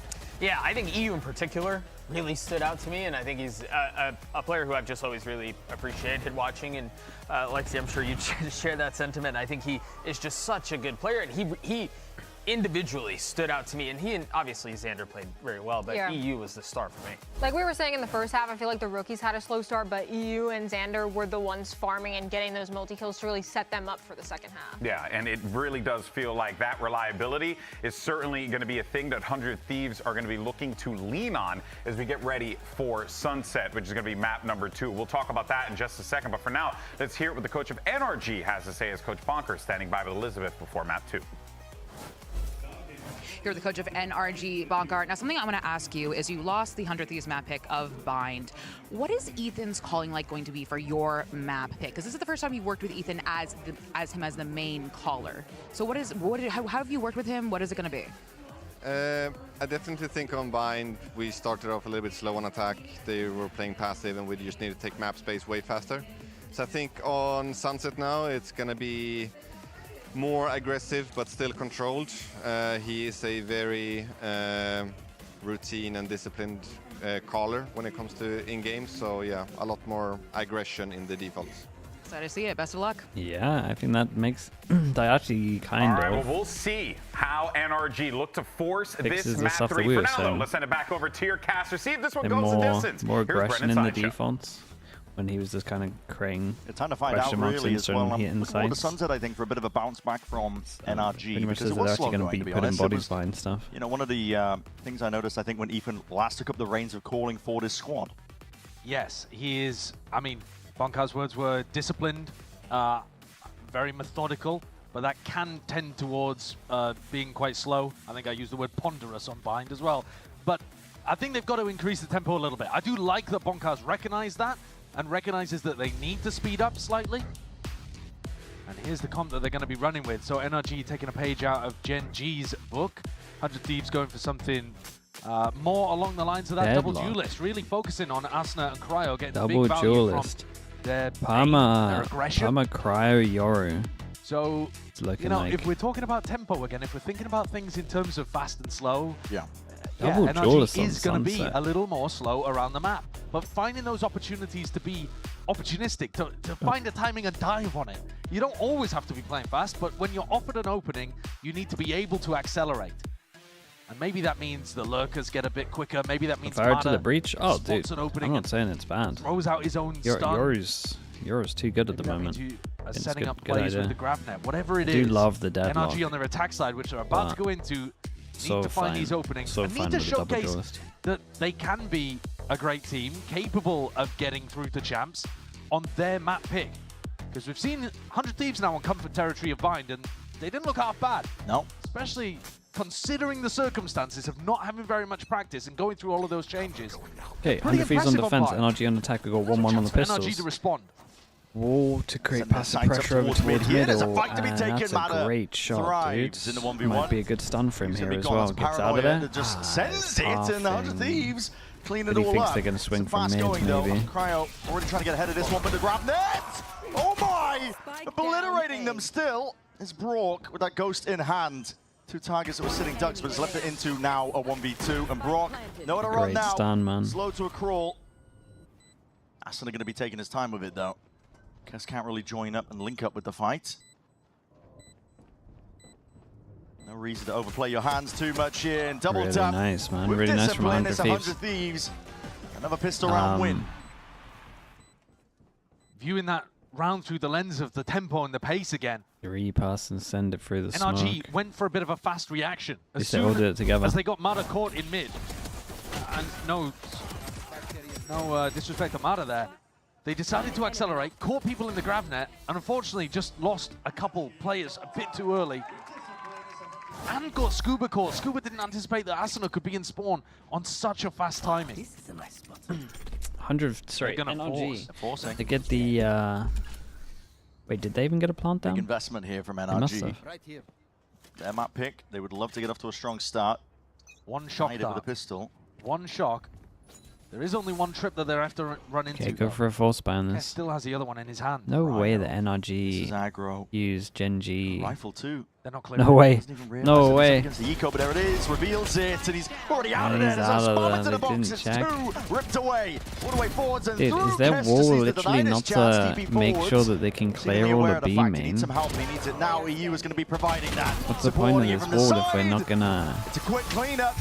And a flawless round two, immediate shutdown of the force. You've got to be able to play at a decent speed while still not making mistakes like that. Not clearing that situation and giving Cryo a clean 2. Because when Cryo takes contact that early, it also just tells the rest of 100 Thieves exactly where everyone is. The rotates are going to be there. The rest of the team's got no chance of winning the 3v5. Yeah, now they do wall to cut off B. Big impact already from Cryo. It was only for that one strat. They didn't even clear. He was remarkably good in stage 1. People might have forgotten because it was a while back, but he was on fire.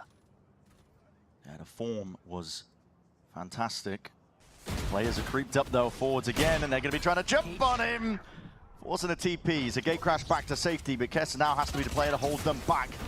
Stun ricocheting. Kess is ready with that Spectre. And oh my, here we go. Here we go, man. It's your chance. Move to the stage, son, but the ace could be yours. Asuna's lane, you have it. Asuna jumping, weaving, trying to set him up. Very nice, man. Very nice. Couldn't find a more confident way of getting yourself sorted on the tier 1 stage. Dude, he looks nice. I mean, the aim, the crosshair placement. He's good. Snapping onto people's heads. With the ghost out, double headshot onto Son. Well, I mean, a fairly easy one at the end there, set up by Asuna, but there's a nice little eye-by power ace for Kess.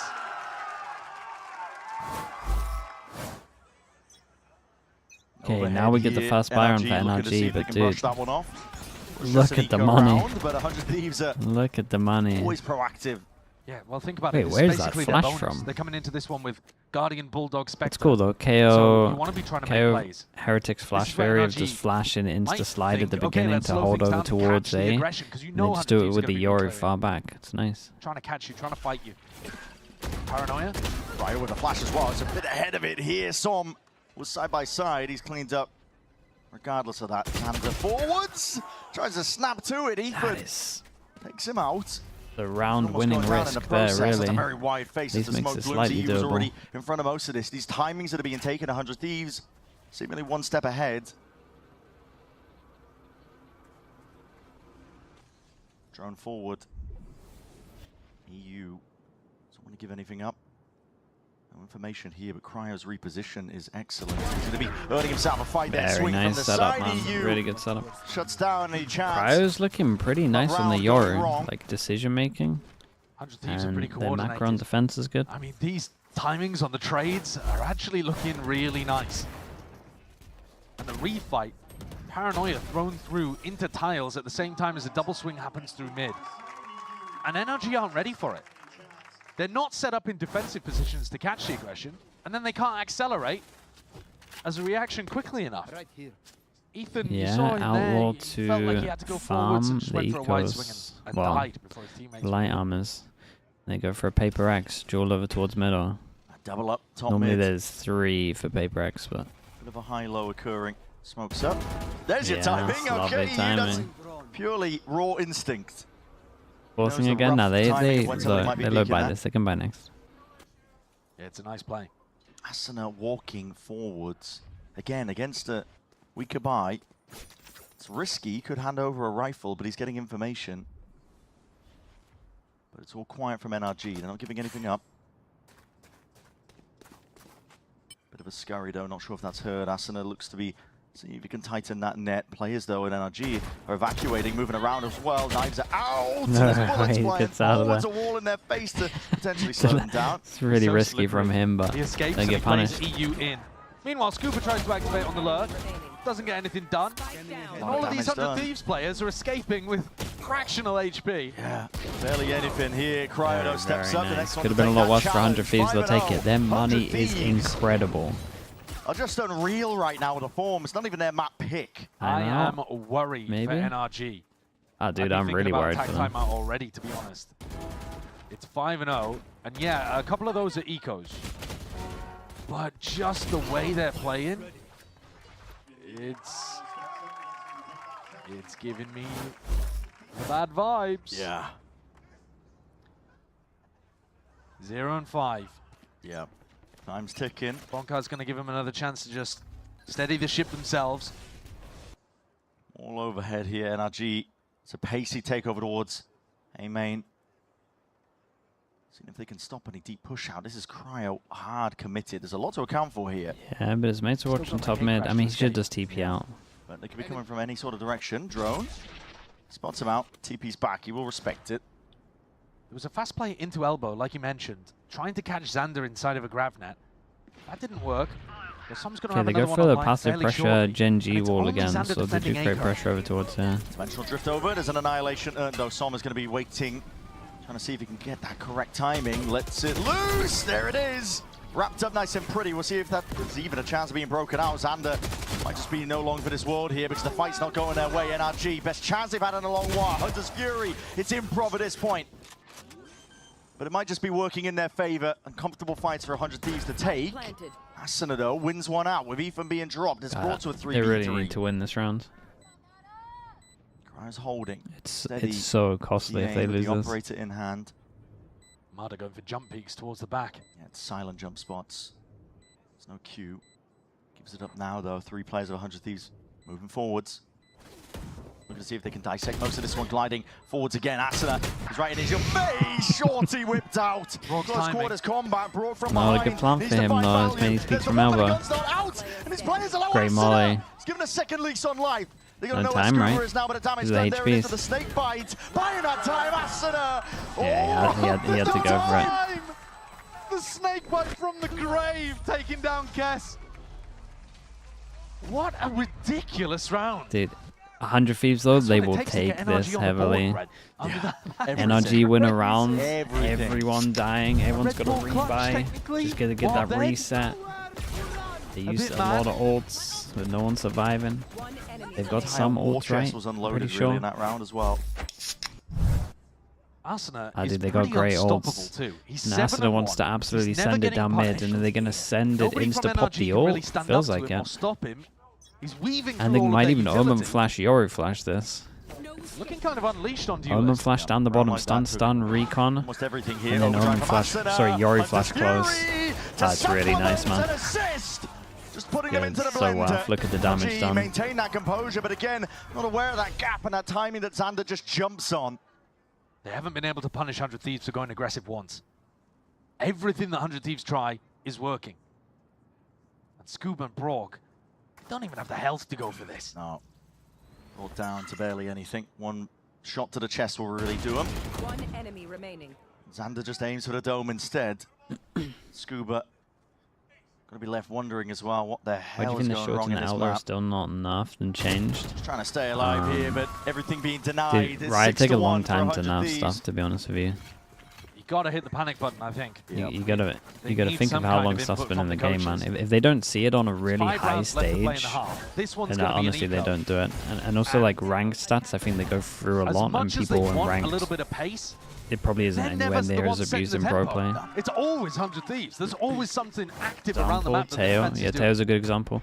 And here we go, attack time out for NRG. Bonkar gets the Judge at the beginning of the game is a good example. Didn't really get nerfed until State of NRG that we're getting Yampy and Link and Vanity used it, and then it didn't get nerfed again until YZ used it. Need some input. There's well, loads the composition does play slow. There's loads of stuff. There's no arguing about that. But yeah, YZ, yeah, that was for the second half. And you're going to let 100 Thieves dictate Chamber, the pace of the example. game. Jet, you have to at least be able to punish them when they overextend. It does take a while to nerf stuff, that's it. They've got to see it on a big stage. Them into overextending. But at the moment, NRG just can't figure it out. They can't get the read on whether 100 Thieves are going to go aggressive with barrier or if they're going to go for a reclear. The Ares? No, yeah, they realized with the Ares. Everyone spoke up insta with the Ares, though. He had a really bad time calling a year ago, and he was hoping to undo that kind of reputation that he built for himself with some good performances here. You put NRG in the power ranking. The defense side of Bind looked pretty good. I don't like their calling at the moment. Out of 3 where it reminds me too much of 2024 NRG.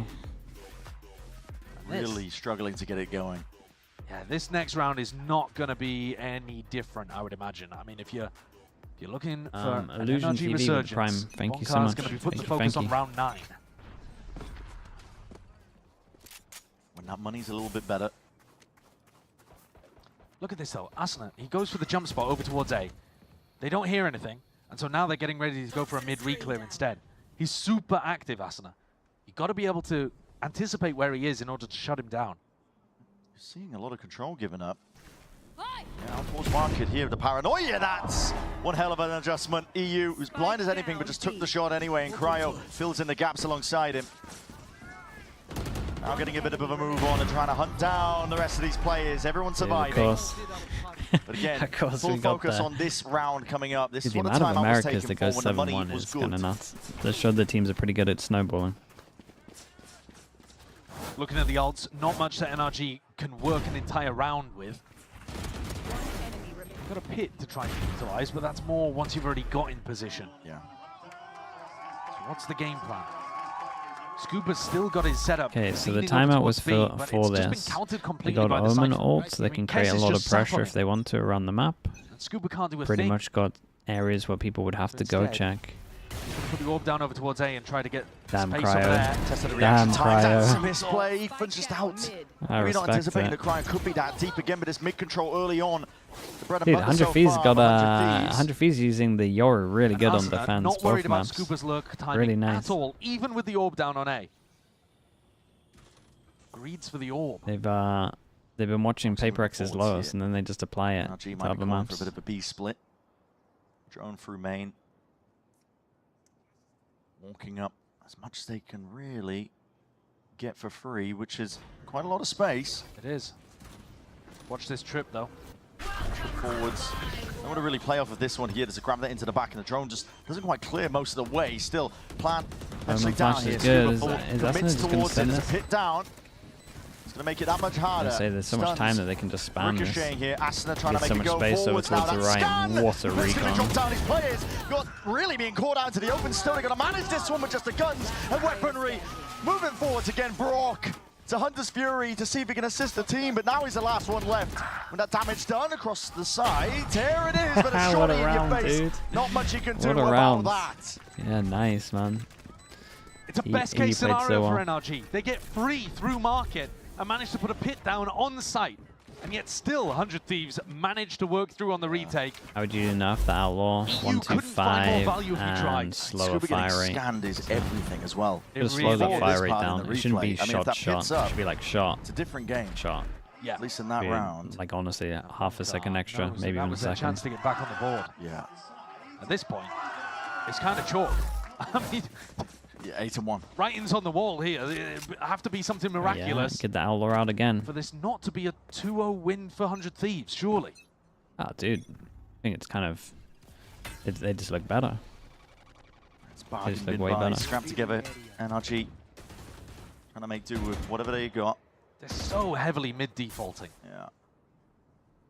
They're never really pressuring Asuna and Xander off the A-line. Crowd's still here. There's a smoke in his face, but he's not scared. Forward, crouched up. And side by side, just drifting past. Ethan, he's right there. Can get weird because he... Sideline here with a scan down it. Cryo, smoke dissipates. He's just spotted it. Ethan trying to get a jar with a movement, but that's snappy. Cryo's been an absolute nightmare for them to deal with. Was dropped in that top section of mid, but EU was quick again to fill in the gaps and the pieces. And again, that proactivity is forwards. Brock. It's been delivered a death blow. It's so weird. Cryo just sent him packing to the spectator seat. But play B main like they do. Mada and Scuba have got to do it again. Just two of these players with a lot against them here. Doubled up. Scuba answers them. Leaving it down here, there's 100 Thieves. Again, tightening their grip onto the series. Scuba. Aye, man. Hero play to bring him back in it. Maybe. Great shots from him. Clutch, if that is what it takes. Yeah, that might be what it takes.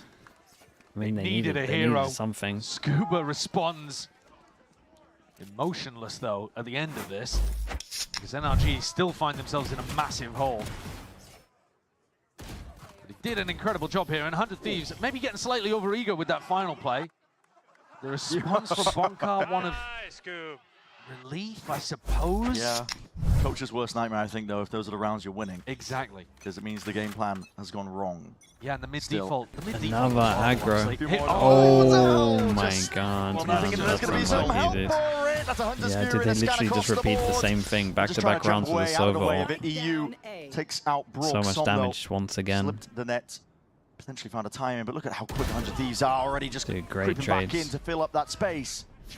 Let's get the one before the trade is online. Brings it to a 2v3. NRG. Who do 100 Thieves play next week? Potentially. They look nice, man. Like they had different ideas.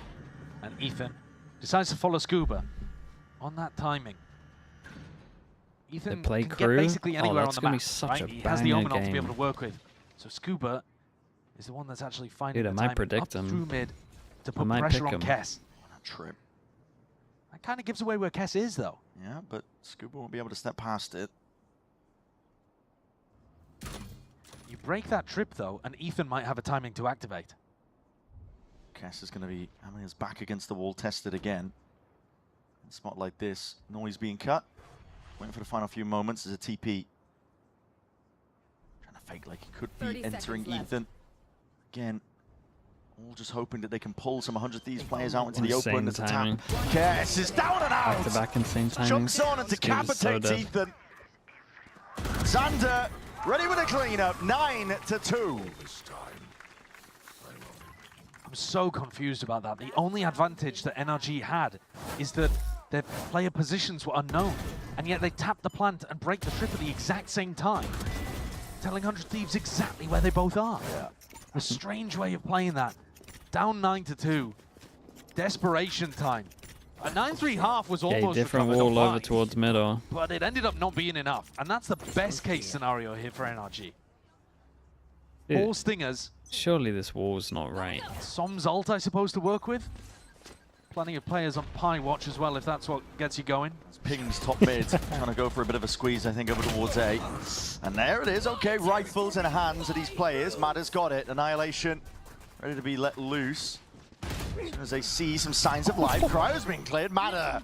He's forwards, man. Tip of the spear for this team. Couple of hero plays. Not just for show, still. Asuna is here, and that stun connects. Oh, boy. The aim is beautiful. Oh, dear God. Asuna just denying any chance, denying any opportunity. Holy hell, bro. That's a nuts 3v5. Puts it at 10-2 at the half. It was really nice from Asuna. Xander did great in that situation as well. Given it to him, but bro, it's make over, sure man. Secure it 10-2. Give me to that next game. Asuna's been phenomenal. Give me G2 ESPORTS. I don't think I've put enough respect on this guy now that not we're even heading into a close. double duelist meta. He's running the game. Yeah. God. Entirely unexpected from where we were standing at the beginning of the day, but 100 Thieves are on the verge of eliminating, well, not eliminating, I should say, but just at least taking the win from NRG. We're not quite in tournament formats yet. Maybe for their confidence. Maybe their hopes and dreams.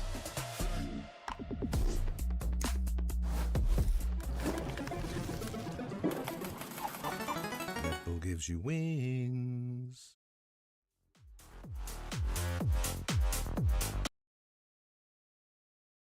Not even sure, Yadson. Not even sure.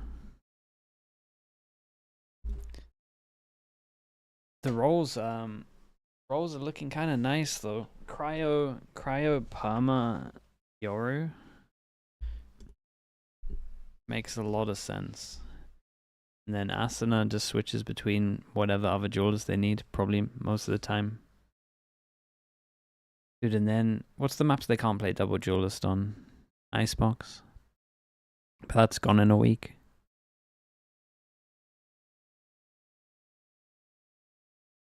That's it, right? Sen? No, you can play. You can play a Sen. You just play standard comp and then change the KO for a Yoru.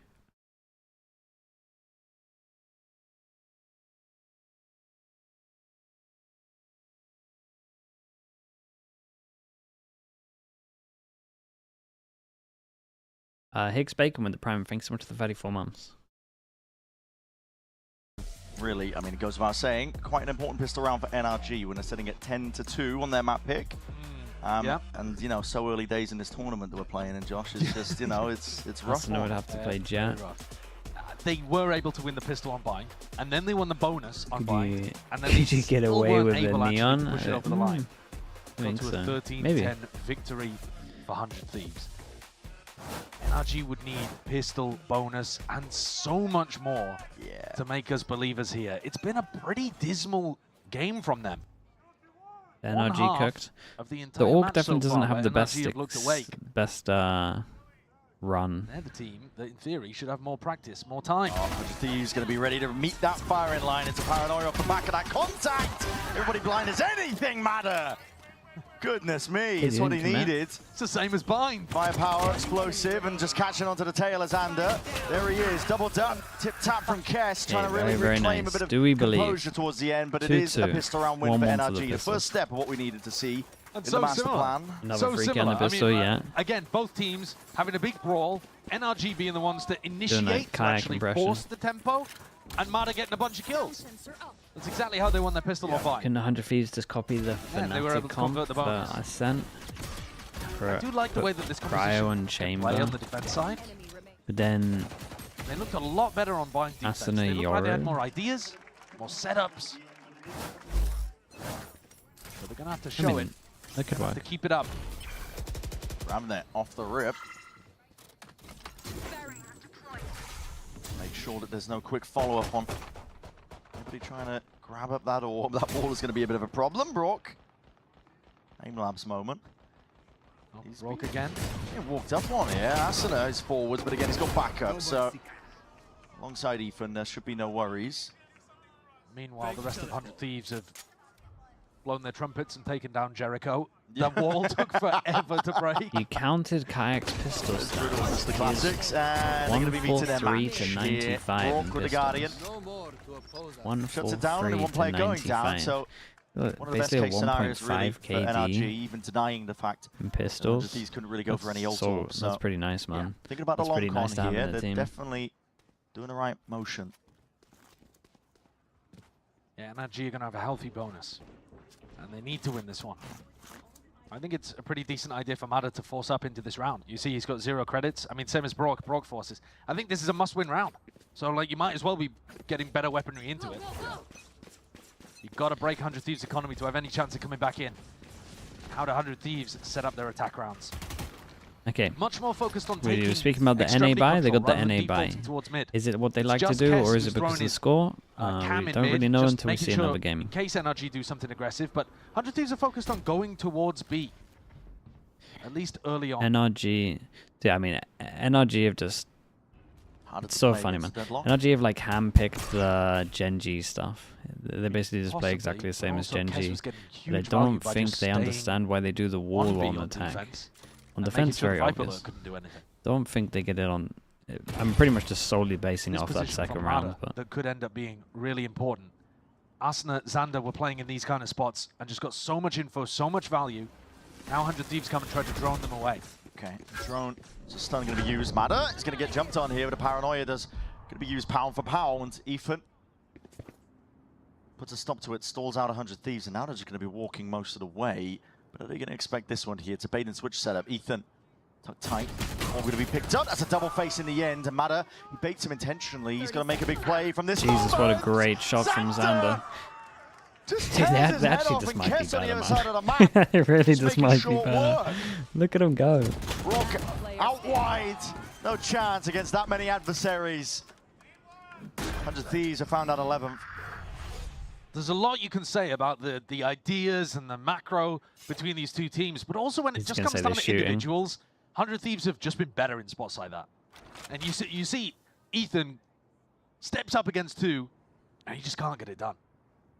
Can't wrangle the rifle down onto somebody's head, and 100 Thieves, also with a great shot from Xander, dismissed the second player too. Both of these squads have got big firepower upgrades. I think that's one of the things that leaps off the page when you see the addition of Scuba, the addition of Kess. Yeah. But actually, in terms of who's shooting today, it is 100 Thieves. Yeah, coming out of gates with something to prove, I think. A lot of doubt, obviously, circling around 100 Thieves. You can't blame the people who've been saying that, I think, because the... listen, dropping your IGL without too much notice down to the bench. Hey, wait, what is Ethan doing? Yeah, he's not wrong. It was really rough, actually. It is a valid question. It makes me think that his... Like, if he wants to bait it with an Omen, you just go short corner, you take one shot, and then you TP out. And then you jump peek after to show them you TP and you're trying to get info. Rotate or whatever. Instead, he just commits in the away from how should I be playing this situation with my gun? And then doesn't even commit properly. And whether that's with your gun, he wanted to get out. Whatever. But the thinking about the macro takes your attention away from the micro of actually playing. And I think you're really seeing it here from Ethan. Som's another player, though, that is having very minimal impact in this game, whereas he was a key player and a star for them earlier this year. Yeah. I think it's going to be very hard for NRG to win playing great. Towards the bottom of the scoreboard. Dragon well. But it's weird to see him playing the deadlock in the first place, actually. Not something that we've really talked too much about in this map. But both of those players, Ethan and Som, struggling right now in terms of finding their kills, their value. 143 pistols and 130. Oh, okay. 143 kills and 130 pistol rounds. Yeah, that's pretty good. Investment from NRG, because at this point it does need to be almost every single round. A non-gifter. Thank you so much for that, bro. Thank you. Get a proper full buy going. 100 Thieves. Only a few steps away from being able to take this match in a 2-0. And a dominant 2-0, really. Yeah, which is absurd, really. Again, the expectations that we kind of set at the beginning of the day. The pressure down towards B main, Xander. Ensuring that there's no deep push coming or occurring from NRG. Wants to hold that A main space. And the more noise that you make in B main, the more difficult you make it for someone to choose the timing to use the wall. It's hard for this composition to go for a B re-clear as well. 100 Thieves calling a lot of these B early into a late A push. Rourke, though, doesn't... sorry. EU still with the drone to push Mada away. Why are they playing in the most committed positions ever? To see if he could tip the scales in his team's favour, but Blink of an eye, he's gone here, and this is it. Go button's hit for 100 Thieves. It's got to be on Ethan. It's a great shot. It's like pause in through elbow, making it feel like it could be going in a different spot as well, but it's still making a lot of noise. 100 Thieves going to be going here. Ethan's got a little bit of help, but Brook's only got a stinger towards the back here. He steps forwards anyway, and he meets the clone. Eats it up though. Your lineup's and still nice trying for to the see if they can land these shots. NRG flooding in to the defense of the IGL. And the TP pivot. Xander, he had that spike in hand. He cancels. Oh my god, he cancelled it. Oh god, he's completely outbrained him. As soon as he had the Omen, he cancelled. Oh god, it's actually the IGL diff, dude. What a sick play. Oh my god. He doesn't realize just how much he's owned it. 10 seconds left. Caution played, of course, at the beginning, but cleared out enough to get this plant committed in a 2v3. Xander's given his team a lifeline. Question is, do they read the flank? All three they players might, because coming from EU this might push through this. Weird. Yeah. Over there. NRG just ensuring that they do not let this opportunity How's slip. EU gonna It's a play player this? advantage situation. Yeah, he's going to push through. Gets the recon, gets the info. They kind of know behind. Spawn's still a question mark. Because EU's in a good spot. They're in good spots. Expecting at least this is the direction it's going in, and the crosshair placement is perfect. Xander just still crouched down, ready to pounce, ready to jump on him. Side by side, blink of an eye. It's just left down to Ethan. Dude, what an absolute round from Xander. What an absolute masterclass from him. Broke the ankles of NRG. What a sick round, man. That's such a sick round, dude. It's a delight to watch, both of the callers. Dude, 100 Thieves look great, kind of newly man. stepping up. With IGLing experience in the past, with experience playing smokes in the past as well, and a gap between them. I mean, the Xander impact has been spectacular. He's fragging, and he's also bending their brains. Yeah.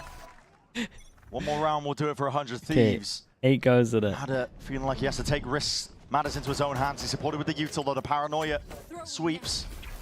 Some supplements, at least for the grav net, it's going to be removed almost instantaneously here. And 100 Thieves moving in different directions. Asuna is very much alone doing this here, but Matters hard committed.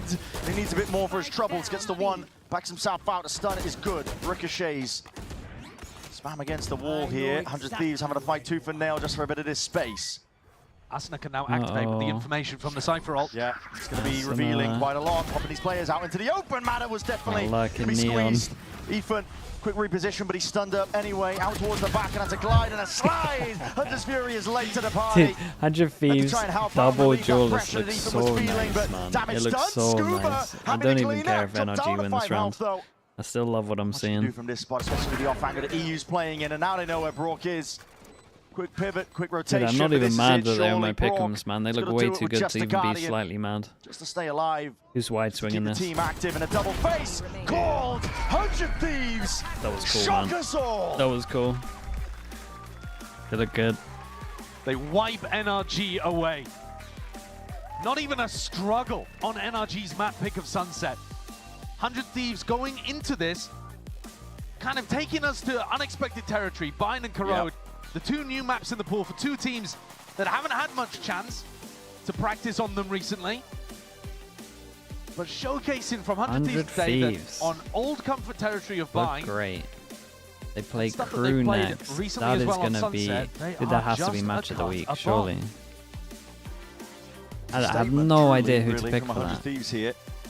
One of these teams was looking to pick put their crew best because of the foot time forward for stage 2, realistically, and it's 100 Thieves who have come out on top early on in the groups, and it's going to make potentially a massive difference for their chances. Yeah, they needed to make a gamble. That's what Zix was saying, right? They felt like they had to take the risk if they were going to go all the way. It's going to be a low percentage chance of them making it to champs no matter what, but you might as well take a risk and see if it pays off. My God, it paid off today. Yeah, truly, truly did. And Kess filled in remarkably, playing smokes and then Senti. He's mostly known as an initiator player. That's what I mean. But he's flexed around and filled the gaps. And to be honest, he wasn't, like, he didn't have to be the star of the show. You look at, like, his fragging and it was good. What did you do now with your bonker? I mean, but in terms of who was actually, like, driving the team, it's not over. Like, it's fine. It's still groups. Because there's a lot to learn from this. Plays, a lot to learn. The spots that he's getting into and the recalls, the reclears that are being called. It's a good WOD review. review. Those were led, tip of the spear, by Asuna. Yep. Setting that tempo forwards. We'll say though, Kes, I mean, it's giving easy. It's giving easy, man. There's a lot of expectations to put on a new player's shoulders when you're asking them to off-roll, play different stuff, but kid's got talent, that's for sure, and made manifest, I think, in the results that we're seeing here. A 2-0 win for 100 Thieves. Things that, I mean, we really weren't expecting it. Let's be honest, we weren't. No, I wasn't expecting that, but I wasn't expecting to look this good. Because they're one of those teams that, again, are in a similar boat. They got one of the better understandings of defense, double duelist as well. And once you get that down, you're good. A lot to correct on short in a good notice. spot. Gonna send it down to the floor though, Liz. Standing by with that Verizon post-match interview. Take it away. You know, folks, I heard you chanting his name. Do it again because it is Kes for 100 Thieves.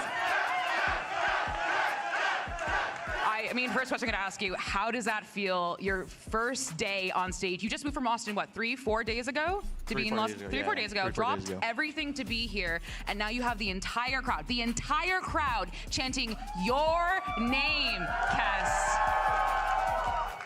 How does that feel? I mean, it feels amazing. It's just 3-4 days ago, I'm just doing my normal routine at home, and all of a sudden, I'm on stage doing the thing that I always watch.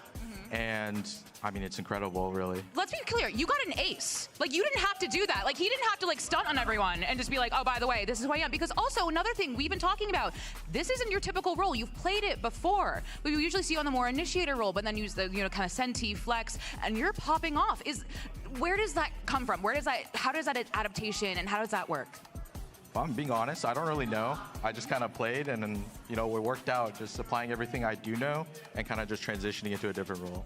I think that's so funny. You're like, I'm just so naturally good that I just was able to transition. I would love to talk about just fitting into 100 Thieves. You talked to me a little bit backstage. You said, I love the guys that we're getting along, you know, we're adjusting. You said on the podcast, we're getting these reps.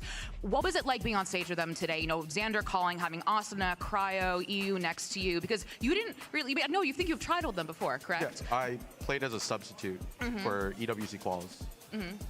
So what was it like being on stage with them? Did it all come together the way you thought it would? Absolutely, it really did. Everybody was more locked in. Everybody's like a lot more energetic. Yeah. And that energy is just incredible, really. Well, an incredible debut. Give it up for Kes one more time, everyone. Congratulations. But I know you know what game is next. It is G2 versus Sentinels. Stay right there. Yeah, another big game. Another big game. Baby Bay. It's tier one debut. That is not something I thought I would say.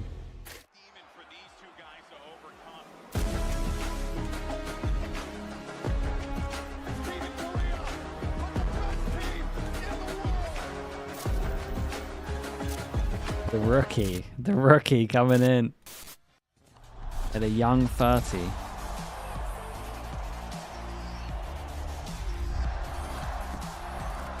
Okay, I'll be back in a little bit. The human body was built to move.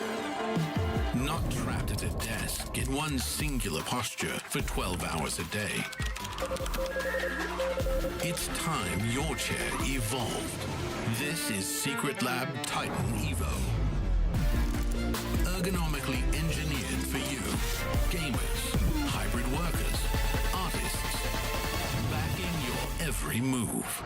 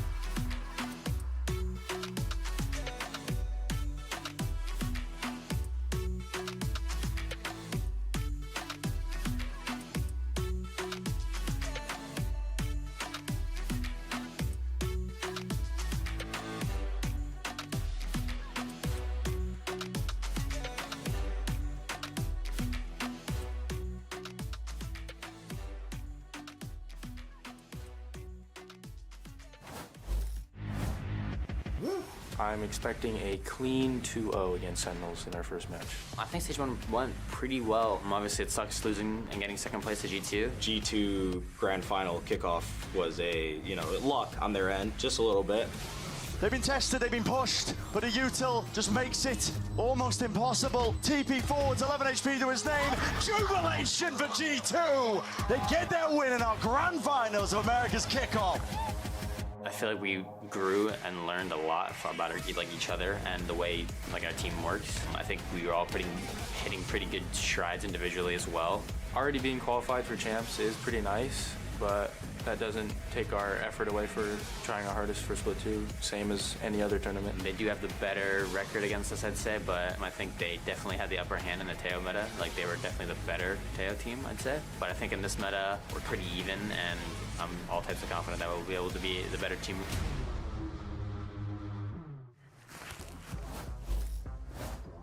Welcome back, everyone, to VCT Americas and our final match in this opening week of Stage 2. We're closing it out in style. You have Sentinels going up against G2 ESPORTS. It's going to be an absolute banger. Of course, Goldenmore here alongside Alexis as well as Doug as we get ready to break down this matchup here. And look, this is a match that consistently delivers for us as analysts, for the fans, as well. Hell, I would even say for the players in some of these instances here.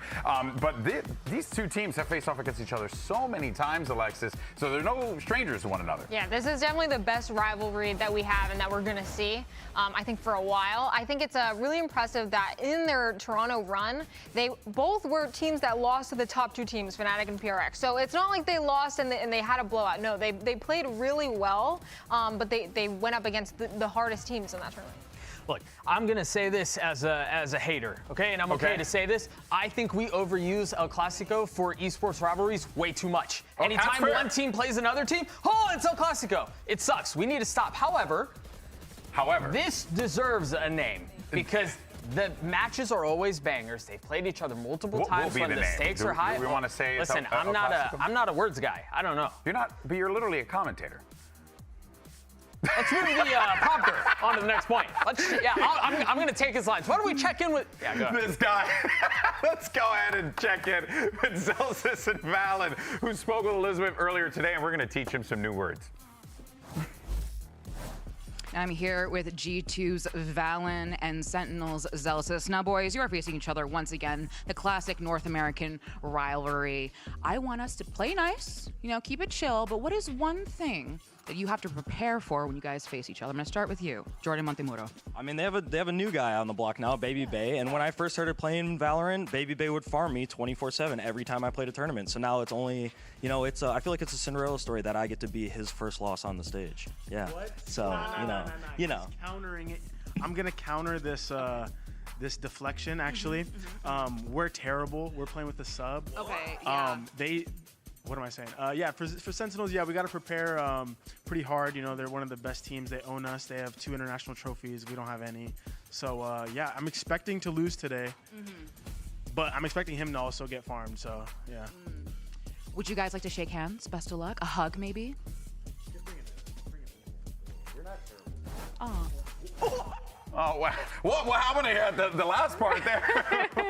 Oh, man. But look, good news for G2, as we've talked about a few times here. No matter what happens in this stage, they are set up and ready to go for playoffs here. But you did hear from Trent in that video. He's saying, look, it doesn't matter. The job's still not done. Still got to put the work in. Yeah, for as much as their rest of the year is solved and done for, I was talking to a couple of the guys backstage. They're competitors, man. Yeah. They're competitors through and through. It doesn't matter if they already know they're going to Paris. They want to win week in and week out, and that's one of my favorite things about this team. Yeah, even with the sub, this is the best environment for them to just have some fun and let loose and kind of lean into their just pure mechanics in this matchup. Yeah, but something that you had noted, and I think it's worth pointing out again here, is that, G2 and Sentinels, right, both teams that have had success in Americas, but when they go abroad, when they go to those global international events, as you had mentioned, well, look at the players or rather the teams that sent them packing to begin with, both of them, as you noted, the same squad here. Where do you think that's kind of fallen short here, Alexis? It's kind of hard to say. I feel like they have very different kind of issues. I feel like Sentinels can tend to be kind of inconsistent. G2, I actually had very high expectations when they had that comeback against Gen.G on Icebox. I felt like that was really impressive. I wasn't expecting them to fall short after that because I felt like they were so hyped up. But yeah, going into this, I feel like they're going to have a little bit of redemption. Yeah, it's interesting to think about the stakes for these two teams for the rest of this stage, and I think particularly when I think about G2, we talked about it. We know what's going to happen with them, and they almost, again, they're competitors, but they almost get a pass, right? Yeah. Because of kind of what's going on. For Sentinels, it's hands to the plow. Yeah. Right? This is not time to take foot off the gas. This is where they are refining and perfecting the smaller details that will make a difference in Paris. So it's interesting to kind of get a vibe check on both of these two teams coming into this match because it's early. The stakes are very different in many, many ways. Yeah, but of course, looking at the track record of these teams, right? A lot of expectations, a lot of high hopes for G2. They're looking like they're in a good position here. Doug noted properly. Sentinels, they need to make this happen. This is a big stage for them. On the flip side of that, this matchup is also a big one because we got to address, the elephant-sized Smeeg in the room because G2 at the top of Americas, but they are not immune to roster changes. Unfortunately, Leaf, due to medical reasons, had to step away from the team for a while, so the squad needed a sub. So what did they elect to do? Well, they looked at the talent team and they got our colleague Baby Bay is joining the squad. And in case you guys don't remember, Baby Bay was an absolute beast when he was playing back with the FaZe Clan boys back in the day. Okay, let's relax. He was great. Well, Doug, come on, Doug, you can't be. All right, look, you can't be that much of a Alexis. I mean, come on, back me up here, right? I agree with you. Right? I feel like Baby Bay is insane, and he's a household name at this point. But yeah, I'm excited to see how he does on the Sentinel because I think typically he does tend to lean more towards those duelist agents. Yeah. So it will be nice to see. I feel like his mech is still there, though. I do want to point out, though, that it has been such a long time since Baby Bay has played that our freaking UI was completely different back then. I mean, Doug, it has to be exciting to see Baby Bay, compete on stage again, right? Yeah, probably throw his back out the first time he tries to pull out an op on stage or something like that. Probably need a walker to get out on stage. But whatever. Oh my God. It'd be great. Okay, so we got Age, Unk to Leaf, 21. Over 1,000 kills for Leaf, Baby Bay? Nada. He's got 0. This is certainly going to be. I can't believe that he convinced us to put his mug on the screen like this. Unbelievable stuff here. And Doug, you good though? How you doing, buddy? Because he's your former co-caster, or still co-caster. Jury's still out on that one. Doug. Oh. Doug, where are you going? Doug, we still got to finish the segment. Doug. Where is he going? I mean, you have 2 banners. We need one for aftermap 1, maybe one aftermap 2. You put what's Doug here? I haven't seen Doug. What the hell, bro?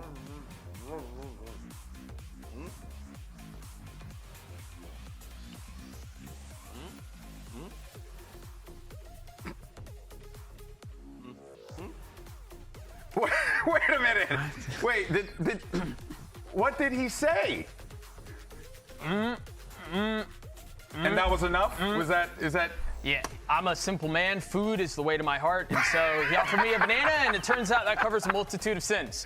Okay, I guess we learned a little bit more about the relationship between Doug and Baby Bay there. All right, well, let's continue the conversation here because Teo may have been nerfed straight out of Carajo land, but it seems like Trent's still good no matter who he's using. And Alexis, I think it goes to show just the quality of player that this guy is. I mean, this guy was owning on Sova before Teo came out. I feel like people are forgetting that. He was so insane on the Sova, so it makes sense that he would be insane on the Teo, and it makes sense that he's going to be insane going into the new meta on any initiator that this guy wants because he is that gifted of a player. That would be an awesome world. That it's been Trent time since like 2022. Yeah. That would be an awesome world. I mean, and it's been Trent time this whole time. Right, the guy's insane, and I like where people's expectations right? And he was able to shine in that position, but to suggest that he's not that guy just because Tejo's out of the conversation is foolish. I mean, even when you look at the stats, right, the numbers don't really lie there. He was playing Fade a lot in Toronto and was still putting up similar numbers. So yeah, I mean, I think it goes to show you that you got trend time is all the time. Now, of course, it does feel like the Sentinels have been trapped in G2 shadow my expectations this year. are a little lower. Let's go ahead and shift that conversation over to the IGL of Sentinels, because you got John QT, who has really struggled, Doug, to be able to find those wins against G2, but now a great opportunity for him to do so. And I do feel like as a player, he continues to be an impactful player in the server. Yeah, I think the value that John provides to the team, to Sentinels, is incredible and can't really be understated. I do think there are a couple of interesting things as we talk about their roles and what he feels more comfortable in and what he slots in, and then to also think through, and I'd love to get your thoughts on this, what's more comfortable to call does Leaf not play? He's got health issues. Positions. I do think for Sentinels to be ultimately successful in the long term, both domestically and internationally, that has to be solved. Monkey Meat, that's a really great thank point you so much. Because I feel like historically, it is much easier to call from the initiator role for the reason that you're always with the pack, you know what's going on, you're not lurking on the other side of the map, like you don't have to rely so heavily on communication back and forth because you're in the action, whereas IGLing on Viper or Sentinel roles can be quite difficult because you're not seeing directly what's going on, especially on attack. You have no idea what your team is running into, if they're getting but I also went for NRG, you know, whatever. So it makes sense that his about. stats maybe tanked a little bit on the initiator because he's thinking so much about IGLing and he's not so much focused on having his gun out on those alert fights. Oh, 100%, right? But he also does have at least some good tools to use in Baby Bay will be on Chamber. Talking about Zekin here, right? I mean, I can see a world where lights up the because kill feed whenever he is playing in Alexis, I think that, in my opinion, eyes are always going to be had drawn a to rough Zekin, performance considering the big stakes games. I mean, Zekin right now I think has just considering the situation, I think they should have come multi-kills I've ever seen in my life. So it makes a lot of sense. The eyes are on him because he, I feel like, is the most likely to pull out like crazier just comps, crazy and they went a little clips that you see on safer. TikTok 1 million I times. reckon they played crazy comps. Sure. I think the reckon it's great a thing lot about of this kid Vice is that Chamber, even so when I think you might be Sentinels right. struggle, right? Like even when things At don't the same look time, good, he's still top fragging. Could He's be still dropping 25. could be an incredible meta for them to go double duelist for them, and to the point you were making if earlier, they wanted to do this. That is something that and John then you can build save off the of and Chamber continue Vice to build for yeah, this is champs. an exciting one. Before we send to the stage, what was the predictions real fast for both of y'all? G2. G2. Oh, I picked Sentinels. Pick Sentinels. Yeah. I went G2 because I always pick G2. G2. That's a no-brainer. Why would I pick? Why would you pick your? Wait, you really picked against your former co-caster? Yeah. This guy, he's a real one. What are we talking about? He's calling balls and strikes, baby. He's calling like he sees it. All right, folks, let's go ahead and do this. It's a matchup we've all been waiting for. So Riot Games Arena, let's go ahead and make some noise as we bring out your two teams.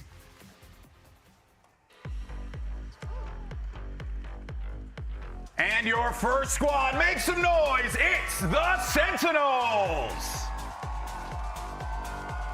Led by John QT, and let's not forget about Coach Kaplan, what he brings to the table as well. There only 4 players but this is a squad looking, Alexis, to have a hell of a run here in Stage 2. I still I mean, they're pretty much set to make champs first.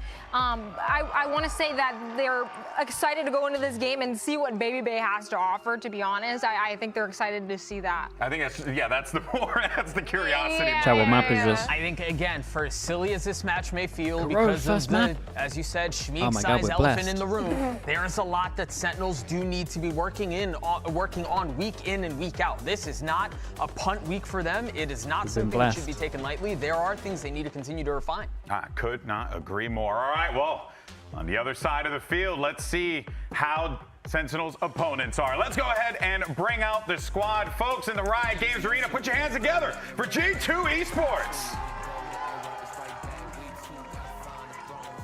In G2, we didn't even get a chance to talk about Jogamo, Jonah Pipa. Look at that, man. He almost tripped. He almost tripped, guys. We almost lost him as soon as he got to the stage. Baby Bay joining the squad. What a timeline that we happen to live in here. Doug, I can feel the excitement just pouring out of you. I'm just glad he put in the work to walk out without needing a walker. Coming out onto the stage. Because listen, I know. I'm telling you, there is an inevitable injury to come out of this. Guy's gonna like throw a shoulder out, do something crazy. You watch out for them knees. You know, when you hit 30, it all goes downhill from there. You know, so y'all feel it right in the knees and the thighs.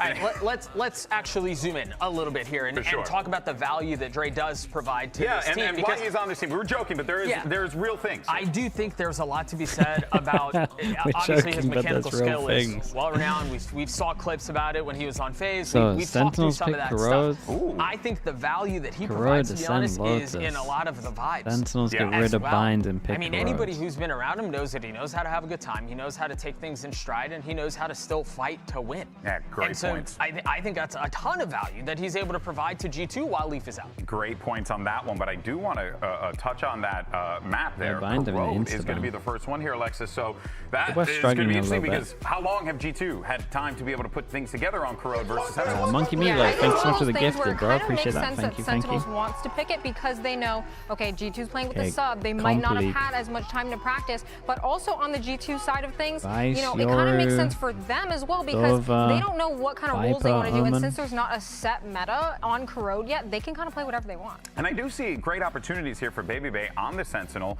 to maybe be a little bit more lurk heavy, you know, get to do his thing a bit more and just find those individual fights where they may present themselves so that this way he can, you know, wait, they got mirror comps when the opportunity presents. Yeah, I'm really excited to see how Valen calls this map. I think that we've seen a couple of reps on it internationally and then here, and I don't think it's been solved. I don't think it's been figured out. And if I trust an IGL to be able to solve it, a new map that is in a lot of ways so different compared to what we have on other maps, it is Valen. Or John QT, honestly, on the other side would be another guy who could crack that egg there as well. But we're starting to see the agents begin to flood in here. Nothing all that crazy that we're seeing. Got the neon out there, Alexis. Trent loves an Odin. Sentinels, but I'm curious to see what that's G2 opts to run here. Baby Bay Vice. All right, and actually jog back on that Yoru. So he likes that Yoru, but Baby Bay on the Vice. Let's talk about this composition, Alexis, real quick. Vice is definitely an easy probably one of the for comps I would to use. Pick up, I would say if I'm using, put your util down, hold these and you're done. So three, it should be good for him. I think on the Sova we have Trent, like we were talking about earlier. He's insane on the Sova. So nothing. Unless the comfort is like really curious extreme. To see how they solve the map without a fade, without a dog, without something like that. And yeah, the drone kind of does it a little bit. There's a lot of corners up. Yeah, and I don't know that the drone will give you the same value that a fade dog will. Oh, that's a great point. We'll have to see how this all pans out here and send it over to your casters who are waiting to be called up to Tier 1 themselves. It's Mimi and Ender. Thanks so much, GV. We've waited a long time for this moment. G2 took this risk after Toronto invested in a new rookie player just eligible to play on this stage. And now he's finally here, ready to make his debut. Are you talking about Baby Bay? Yeah.